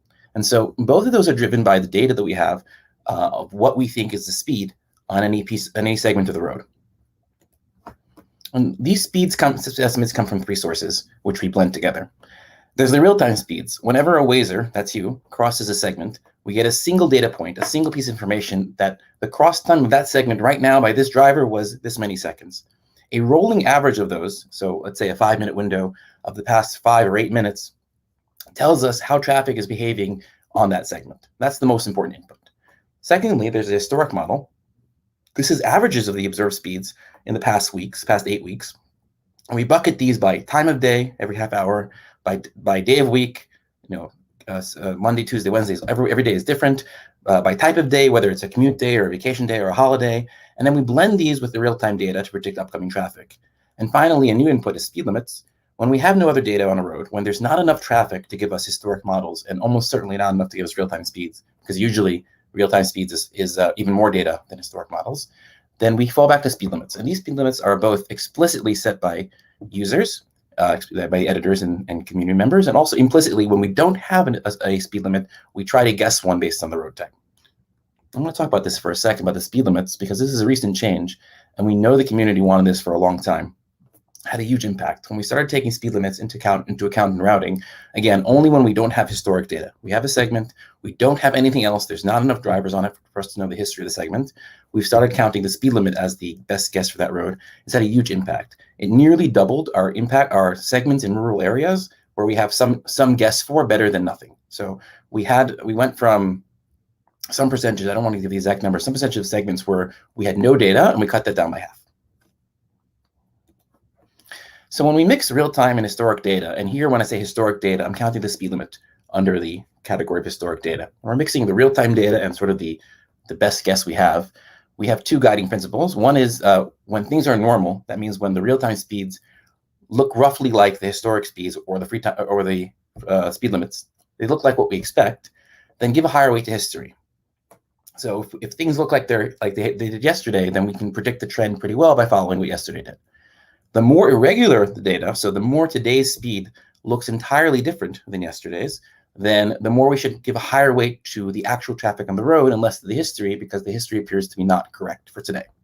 And the second principle is that the real-time effect, the weight that we give to real-time data, should decrease as we project forward in time. So if there's a slowdown right now, that doesn't mean there's going to be a slowdown in an hour. And so the further in time we go, the more we want to rely on the history model and less on the real-time data.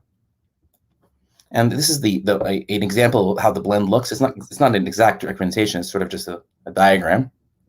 So the influence of the significance of the real-time speeds, which is the height of the graph, the y-axis, is a function of how weird the current speed is and how far ahead the segment is on your drive. So if it's really weird, but an hour ahead, it's going to have fairly low impact. But if it's really close to you and it's weird, it's basically going to be the real-time data. And there's a problem with this, which may jump out to you, which is if we have a bad estimate of real-time data and it's really different than history, it's going to get a tremendous amount of weight. So bad estimates of real-time data hurt us really badly. And the way we blend the data actually gives them more significance than we otherwise should.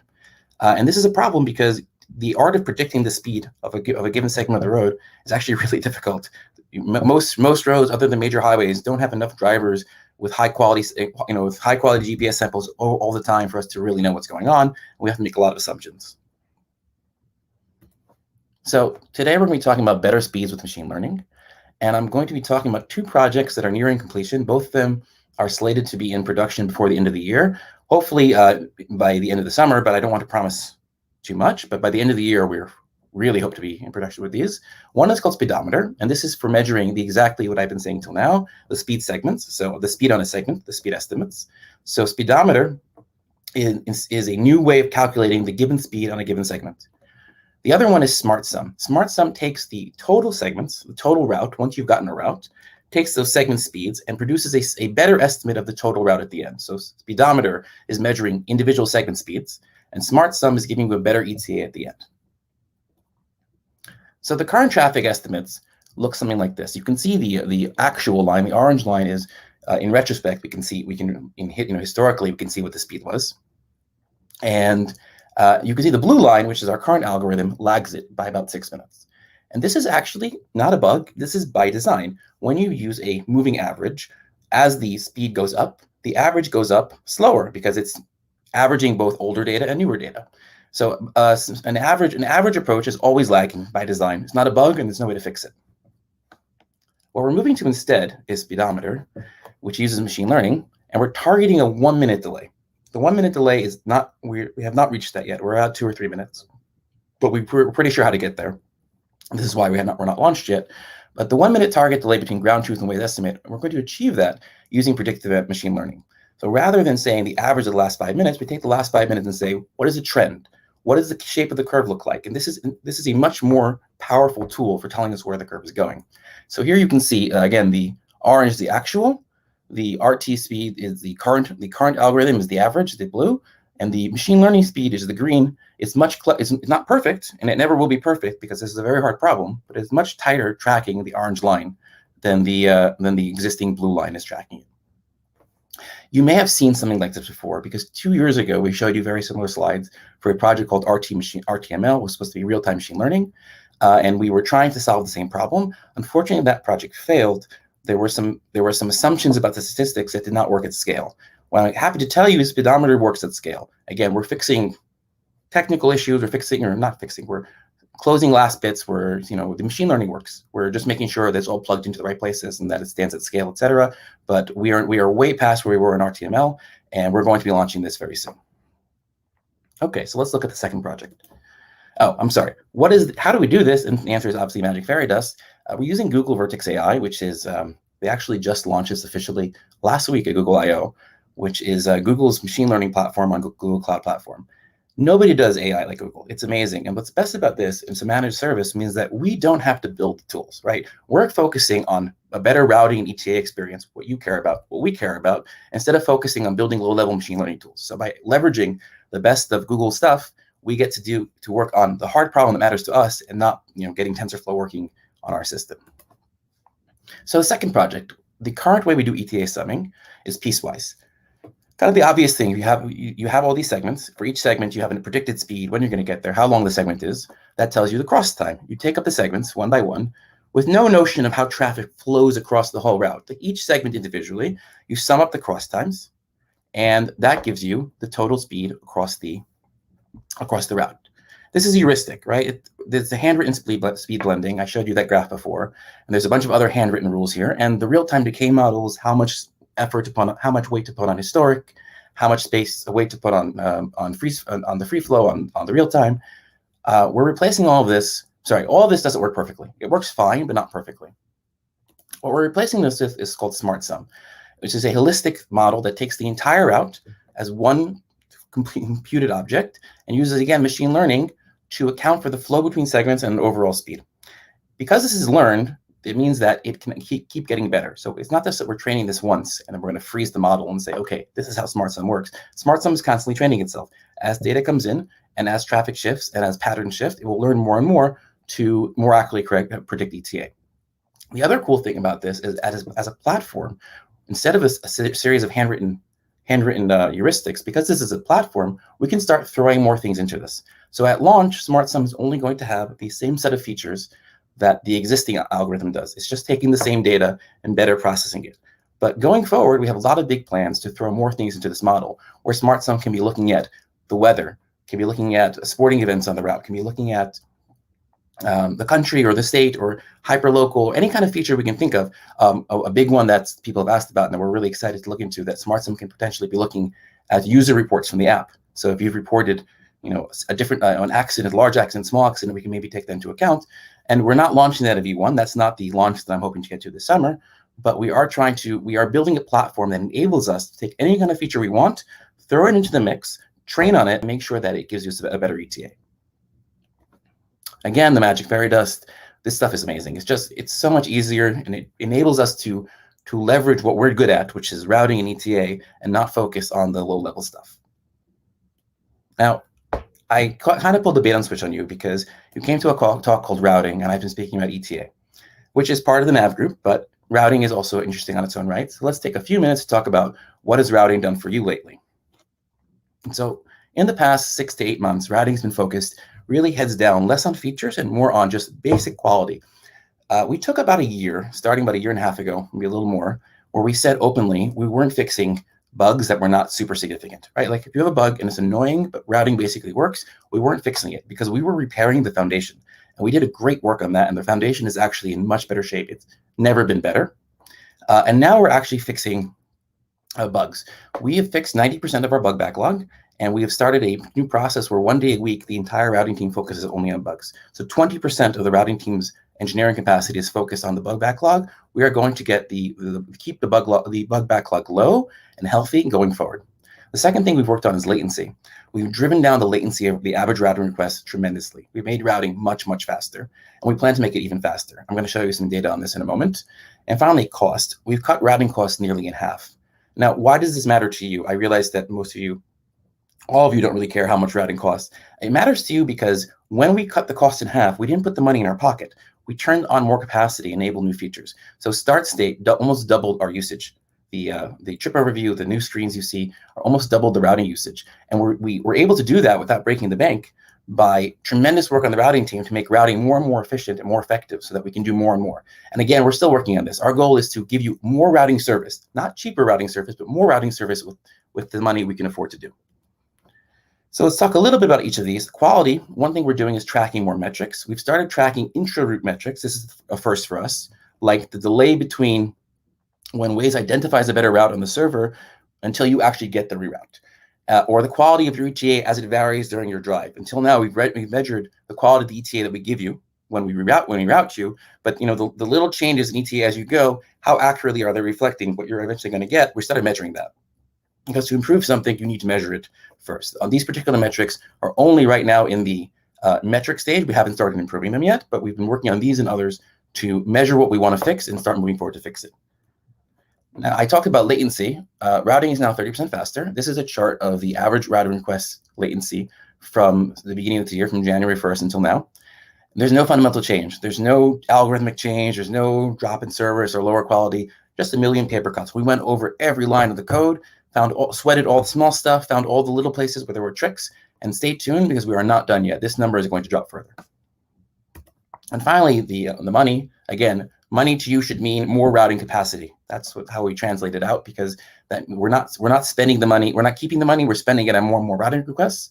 And one thing we've been doing is, much like we moved to Google's Vertex AI for machine learning, we've also moved our databases from Cassandra to Google Cloud Storage. This was a huge shift because, it frees us up. Instead of us working on database engineering, which doesn't interest us and doesn't interest you, now that's being handled by someone else, by a managed service, and we can focus on what matters to us, is getting you better service.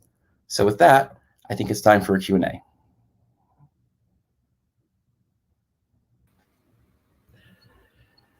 Excellent. We're back ahead of schedule. I was sitting for another 4 minutes counting the clock. So you did excellent timing. Thank you, Hanoch. Let's bring our first question up on the board. From Anonymous, when is offline coaching coming? That is, caching, sorry. That is continued operation, recording segment data while out of cell range and uploading the data when connectivity is restored. We have this, and I double-checked this during, I saw this question earlier, and I double-checked it with someone else. While this exists, I don't know what the basis of the question is, why it's assumed this doesn't exist. If it's not working for you, please reach out to us, because this should be happening. All right, excellent. Next question. I can just read it because this seems like the same question, but now with an explanation of why. All right. So let's go for it. So anything on the roadmap to fix where data is not added due to cell coverage, and we're using the average speed. So two things. First of all, we are using speed limit now. I think I covered that on the slide. So directly in response to this problem. But there is a mistake in the question in the sense that that was not the problem. So I want to explain what the problem was, how we fixed it so far, and what we're doing to fix it. It's not the matter of cell coverage. We do save when you cross a segment and there's no cell coverage. We do save it and give it back to you later. It does get uploaded later. I'm sorry?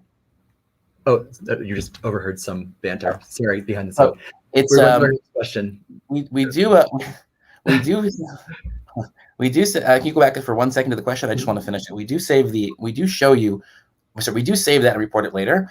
The issue in the more rural areas, especially in Australia, is that a lot of these roads do not have enough data at any point of the day for us to make a prediction. So even though it's not that we're not recording your data, it's that there's a minimum number of segments before we can statistically make a prediction. So what we've done in the short term is we've started using speed limits, as I mentioned, and you can add speed limits to any road, and it will be taken into account. In the longer term, we're revisiting the statistics involved of a segment that has a very low usage. We think we can squeeze more signal out of fewer segments. So right now we're using a fairly naive approach to how to measure the quality of the speed over a segment. We think, again, with the machine learning approach, we can actually get a lot more data out of a smaller number of segments, and then we'll be able to provide real speeds on more segments. That's my answer for that question. Makes sense. Let's move on to our next one. From Adrian, when roadworks or construction are posted from the app, is there any thought into adding a time penalty to contribute to routing time? There is thought about it. It's something where we would add it to speedometer, which I discussed just now, as another input to predict the speed on a segment. It is not currently planned. It's in our future work section. So it's something that we're actively thinking about, but I can't tell you that we've started working on it yet. All right, next question from Rupe. Have the most economical route features been consolidated or considered? Something along that has been suggested for years but been ignored. Now Google Maps has implemented that as the default routing method.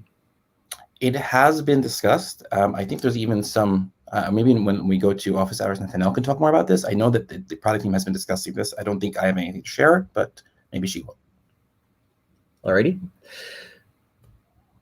From Profa, Routing preferences should be able to be adjusted per country and cost. Currently, higher class roads are used in routing, no matter what it costs, resulting even over 200% route lengths in countries with less population and users. It also makes users move to other nav apps. So thank you for the question. I think this is another form of the question of why are we having trouble in rural areas? And I think, again, I don't fully agree with the premise of the question. We do route you into higher class roads less because they're higher class. There is a preference, but it's a relatively small preference for higher class roads. It's more because we have data on those roads, right? In the rural areas, we have very little insight to what's going on some of the smaller roads. If a single Wazer goes over it in a week, we just don't know anything about the road to know about it. That being said, if I'm correct, then the work we're doing to get better data, both speed limit data and eventually squeeze more data out of the few signals we have, should make that better. But we can talk about this more in the office hours. I don't think we have any plan to change the weight of road class between countries. But again, I think that's because the weight is not actually very high. So I suspect that this is a symptom of a different problem. Interesting. So next up from Yoav, is there any penalty for a route that goes out of a junction box and returns to the same junction box, not to the exact same interjunction? I don't know. I think this is the kind of question that I wish that Yigal was here and he would be able to answer off the top of his head. I can look into this and get back to you. All right, great. So Yoav, we'll get back to you on that one. And from Renee, in a way to assist drivers, would it be possible to include tank petrol or EC stops in route calculation proposal? Again, I think this is a question for product for Netanel. And I know that we've had discussions over the past 2 years about this question. I don't know what has been decided or if what we're ready to share, but it's definitely a question for product. All right, so Renee, please bring this up at office hours. Let's move on. From Jonathan, routing. Google Maps recently announced that they will show the most eco-friendly route. Is this what Waze will consider doing also? So as I mentioned, I think the product team has discussed this, and I think Netanel can talk about it. I do want to point out that, oddly enough, in almost all cases, 90-something% of cases, the most eco route is just the shortest route. There's a lot of things, like there's elevation, there's a few other factors that go in, but almost all of them are smaller than the length of the route, unless the lesser routes are almost identically long. And so if you look at for the shortest route, you are basically getting that. That being said, I do think that the product team has been very explicitly thinking about this. I think it'd be interesting to see an example too of where the shortest route wasn't the most ecological route. I think that would give us some light on this. It's possible. It can happen in cities where there's expensive turns, so you sit idling in a lake, and it can also happen when there's really strange differences, really big differences in topography. So you go down a mountain, down a valley, and up a mountain, or you go around the top, which is a lot cheaper, but maybe a little longer. But it's 90-something% of the time, it's just going to be the shortest route. Got it. Let's move on. From Anonymous. For roads without GPS traces or historical data, is the speed limit of the segment used in ETA calculation? If yes, how important is it? Yes, and it's extremely important. When we have no GPS data and no historical data, it is the only number we use. It is the number when we have nothing else. Clear enough. Moving on, Christian, have you considered adding easier options for reporting routing issues, not just for RBS users, but for all users? I don't know. I focus on the routing backend, and that is really a question for the app. Possibly, again, a product can answer it, but please bring it up in office hours where someone should be able to answer this. Excellent. Moving on. From Erez, an in-house question? No? Okay. For those who aren't in the know, Erez is my producer here who sits with me for all the office hours that we do once a month.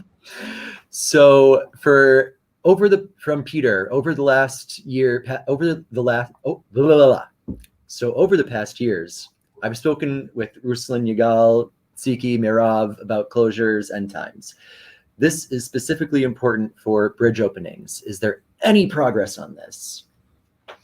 I don't know the answer to this question because I don't understand. I don't know what this is referring to. It's possible I do know the answer. Is it possible to get a clarification in the chat about more? If you're in chat, please send us a clarification, and we'll move on for now and come back if he gets back to us. If not, we can save it for office hours. So from Dennis, especially with longer routes, it takes a long time for routes to be displayed. The calculation also stops for very long routes. In addition, only one variant is suggested for long routes and not 3. Why? I'm happy to answer all of this. We use an extremely inefficient algorithm for routing. We use something called A*, which is by far not the most, it's about 1,000 times slower than the competition. And the reason we do this is because every other version of a routing algorithm is making some simplification and making some trade-off between speed and accuracy, throwing away some data, throwing away some personalization opportunities. So we pay literally in cash to run a very, very expensive calculation. The downside of this is that as the route gets really long, the calculation becomes out of control and we can't. And so we do a bunch of trade-off. The first is we have a timeout. At some point we say, the user's waiting, it's been a few seconds, we have to give them what we have. And usually that means we have the main route and we haven't finished computing the alternatives. So when you see a main route and not alternatives on a long route, what happens is that we spent so much time computing the main route that we ran out of time computing the alternatives. And we don't want you to wait for that long to get the alternatives. I think that's essentially it. The calculation we use is extremely expensive on long routes, and the longer it goes, the harder it is to do the full calculation. And we don't want to get rid of that because that is essentially what makes Waze Waze. All the features we do that are extremely personalized and extremely focused on hyperlocal stuff just do not work if you start making the simplifying assumptions that make this a lot easier. That being said, I do want to give a positive note. The work we've done on latency is solving this. So when routes are 30% faster, that means a 30% longer route will still get alternatives, right? So we've been dropping down the cost, the speed. We've been making routing faster, and that means we haven't changed the timeout. So the faster we make routing, the more and more routes will fit under the timeouts, and we'll manage to get you all the alternatives. All right, great. So let's go back to Peter's question because we did get some more info from him in the chat. He wants to know, it's really about closure end times, and if the end time is within 5 minutes, for example, if it's planned to finish before you even reach that point, but he's still 10 minutes away or the detour is more than 5 minutes, what are the mechanics behind this? Okay, so thank you for explaining. Now I understand the question. I don't think there's progress specifically on that problem, but we're approaching we're doing something different that I'm hoping will solve that problem from the side, which is what Peter I think is obliquely referencing is that we only recalculate your route fully every 10 minutes. And so if there's a closure that was calculated at that time and we calculate it as closed, we might not actually calculate it. We might not reroute you or as you get closer. We are trying very hard to reduce that timing so that we are much more accurately, as things change on the road, reflecting your routing. So this issue and others, my hope is that as we fix it's not one project. There's like 6 or 7 projects going on at once, small projects in routing to close the loop faster, so that you get routes faster. And my hope is that as you get 5 minutes closer, we'll take care of this. Specifically about the ends of closures, we are doing a revamp of how closures work and taking more to be more live.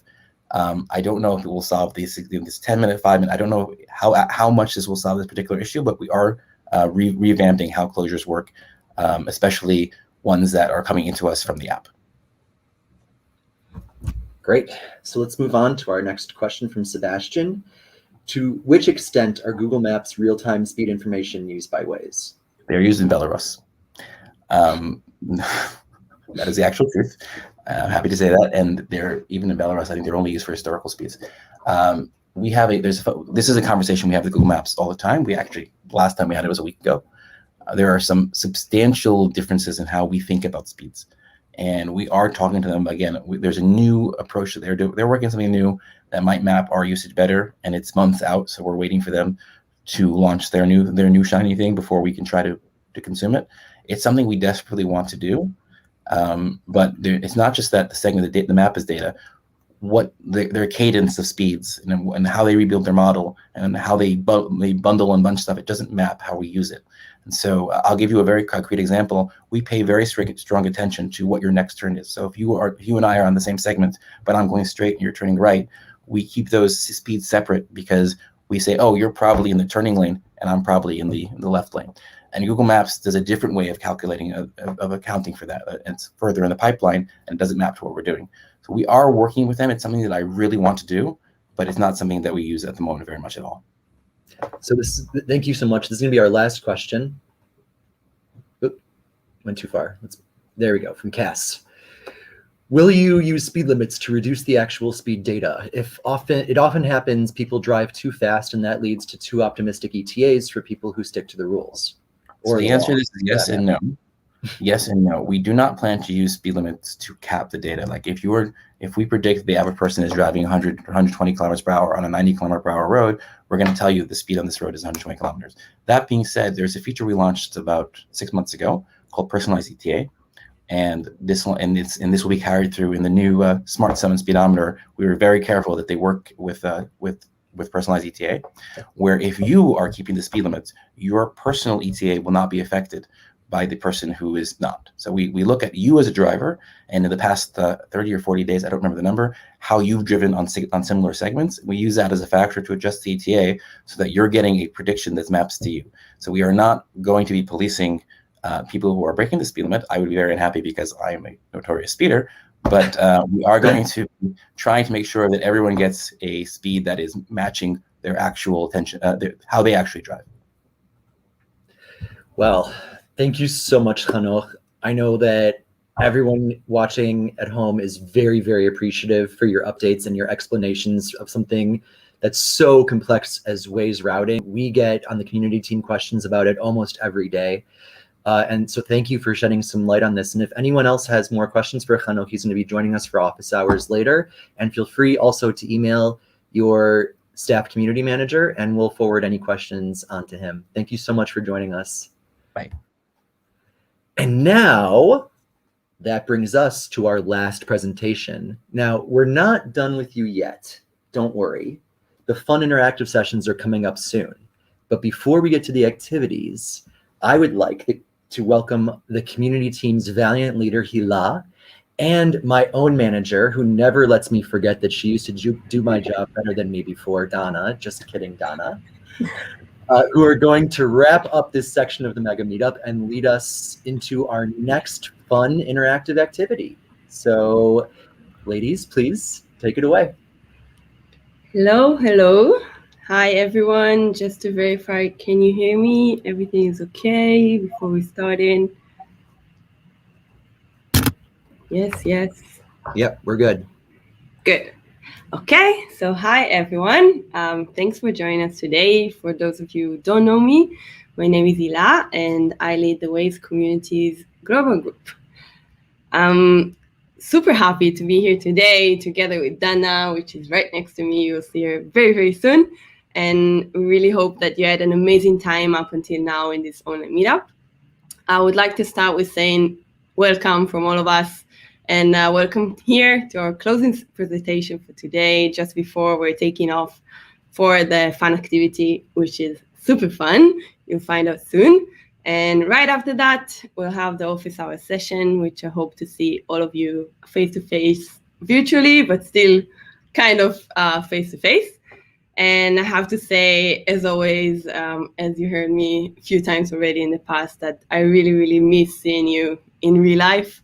And though this is already the second year that we've been meeting online, we're very, very hopeful that 2022 will be a year of face-to-face, real meetups like we used to do.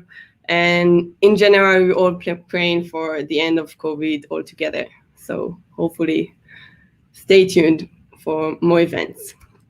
So in this slide, as you know, I really like to show you how this team developed and what's going on in our team structure. So this is the most recent communities group structure. And I believe that most of you are familiar with the names and faces that you see here, but still I wanted to mention two main changes that happened in the Tel Aviv team in the last few months, since the last time we met in the October Mega Meetup, October 2020.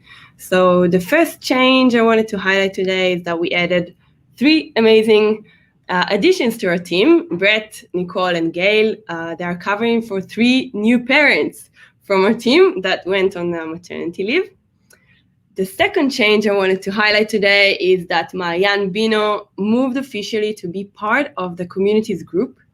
We learned during the last few years how the domains of crisis and traffic events are deeply rooted in the world of the community and Waze Map in general.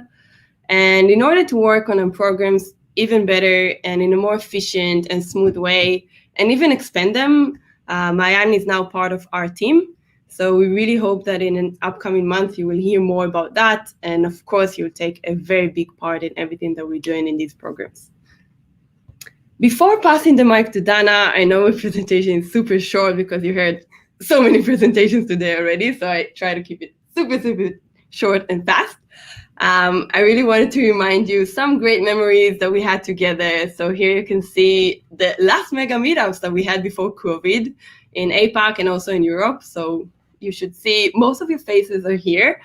Although, as I said, we can't really meet each other this year and we can't really celebrate Waze together in person like we used to do. I really, really hope the next year will be different and I really can't wait to see you again. So with that, I would like to pass to Dana is here. And thanks again for joining us. I really hope to see you in the office hours. Thanks. Thank you, Ila. Hi, everyone. For those of you who don't know me, or if we haven't met yet, my name is Dana. I'm leading those who manage the EMEA, APAC, and the localization communities. I'm super excited to be here today. I've been missing you guys very much, and I hope we get to see each other very, very not soon, in the coming year or so. Anyway, I'd like to take this opportunity to share a little bit about some internal updates that really have a direct impact on the Waze community. All right, so first I'd like to give you a sneak peek into how we've organized our company's structure. We've done it in a way that enables both deep dive expertise, so things like back-end, front-end, data focus, and things like that, and then more flexible mission-driven teams. We like to call these squads. So each squad is mission-driven, like I said, and is also composed of members from different areas of expertise. So one thing to keep in mind is that the teams are planned to be as small and as functional as possible. And the latest and most interesting update for you, I guess, is that community managers have recently joined several of these different squads, and that means we're more involved than ever before in everything that goes on internally. So I'd like to explain a little bit more about what that means for us. Basically, our role on the squad is to make sure that the community is well represented in these important discussions. So I'll quickly go over what each and every squad does. So first we have the pre-drive squad, where we are represented by Dean. And it covers everything related to your pre-drive mode. That includes searching, planning your ride, checking your ETA, adding a stop, and so on. Then we have the mid-drive. Ruben represents us there. And this one includes everything that happens while you actually drive. Display, lanes, alerts, and of course, road shields. Next up, we have growth. Adas represents us in the growth squad. And the squad's mission is basically to help Waze grow. It includes a lot of different things, but most importantly for us, it includes things like gamification, points, users and editors communication, and of course, marketing efforts. We have partnerships where we are represented by Noam. You probably know that. This one is also pretty literal. This squad is basically partners oriented and it focuses on improving the tools and the processes for our partners. We also have support engagement. We are represented there by Sheila. And the squad provides the fastest and simplest ways to receive Waze support anyway, anywhere, anytime. It's all about support. And then we have the new carpool squad where we are represented by Adrian. And the carpool squad is basically geared towards providing the best, most streamlined experiences for carpool users. Okay, another important and interesting update I'd like to share with you has to do with the way that we work on requests that are coming from you, from the community. So there are a lot of operational tasks that you guys send us all the time. It includes things like SOS escalations, community action requests, area manager requests, city merge. There are a lot of different things that you reach out to us about. So currently, most of these requests are actually submitted over Google Forms, or even worse than that, Google Sheets. And I have to say that this is not an ideal way to be managing requests, not from the community and not from anyone for that matter. So we're currently working on improving these processes and also the infrastructure around them. The process itself is called WazeForce, and we plan on using a CRM tool known as Salesforce. This is company-wide, by the way. This tool should allow us to basically provide you with better and more organized support. And I'm going to share a little bit of some insights with you, is that the first process that we're looking into these days is the SOS escalations process. We're hoping to share more in the coming weeks with you. Do keep in mind that this does mean some things are going to change, but I hope that you'll agree with me that the changes are actually for the better. Honestly, when you think about it, it's 2021. We really wish we could support you more efficiently with better and more powerful tools. All right, so what's coming up next? Right after this presentation, we have a fun activity planned, a short break, and then office hours. So for those of you who have never participated in office hours, I'd like to explain a little bit about what they are. So these are discussions in groups with other Waze staff members and other community members just like you, where you can raise questions, feedback, basically talk about any topic that you want with the relevant staff members. There are a lot of questions that were brought up and were not answered, so that would be a good place to discuss them. And today we have 4 different office hour sessions, or topics rather, that include management, WME and editors community, product and gamification, and routing. So a couple of important notes just before we kind of get started. First of all, each session is going to be 20 minutes long, and you can join all 4 office hour sessions. You should have received an email from Erez with a link to the group or to a group, the relevant group for you. If you didn't receive it, or if you didn't sign up for any of these, you can still join by going into the Meetup website, scrolling down a little bit, and then you'll see a few boxes, a few buttons, I guess, for office hours. Just choose one, and you'll be able to choose to join the group. Sorry. And one very important note that I'd like you to keep in mind is that you won't need to move from one room to another. The room that you choose is the room in which you will stay. So the staff members that are joining are going to be the ones moving from one room to another. So just stick around just to make sure that you get to stay in all 4 office hour sessions. Before office hour starts, we actually have the fun activity. I mentioned that earlier. So go ahead and scan this barcode if you are not already in the Meetup website, and scroll down all the way until you see the fun button. This button leads to the fun activity. So click it, and that's where we will meet up next. And then just kind of finalize it while I still have everyone together. Before we go off to the fun activity, I just want to thank you all again for joining us today, taking an active part in the Meetup. Thank you so much. I think I speak for everyone here, and when I say that, really, we cannot wait to meet you again in person. We all really, really miss you. And I'd like to wish you all the best, and to please take care so that we can see each other again next year. All right, see you guys, and have fun in the office hours and the fun activity. Thank you so much, Dana and Hila. That was wonderful. Everybody, I will see you on Zoom for our fun activity. Yalla, let's go. Bye.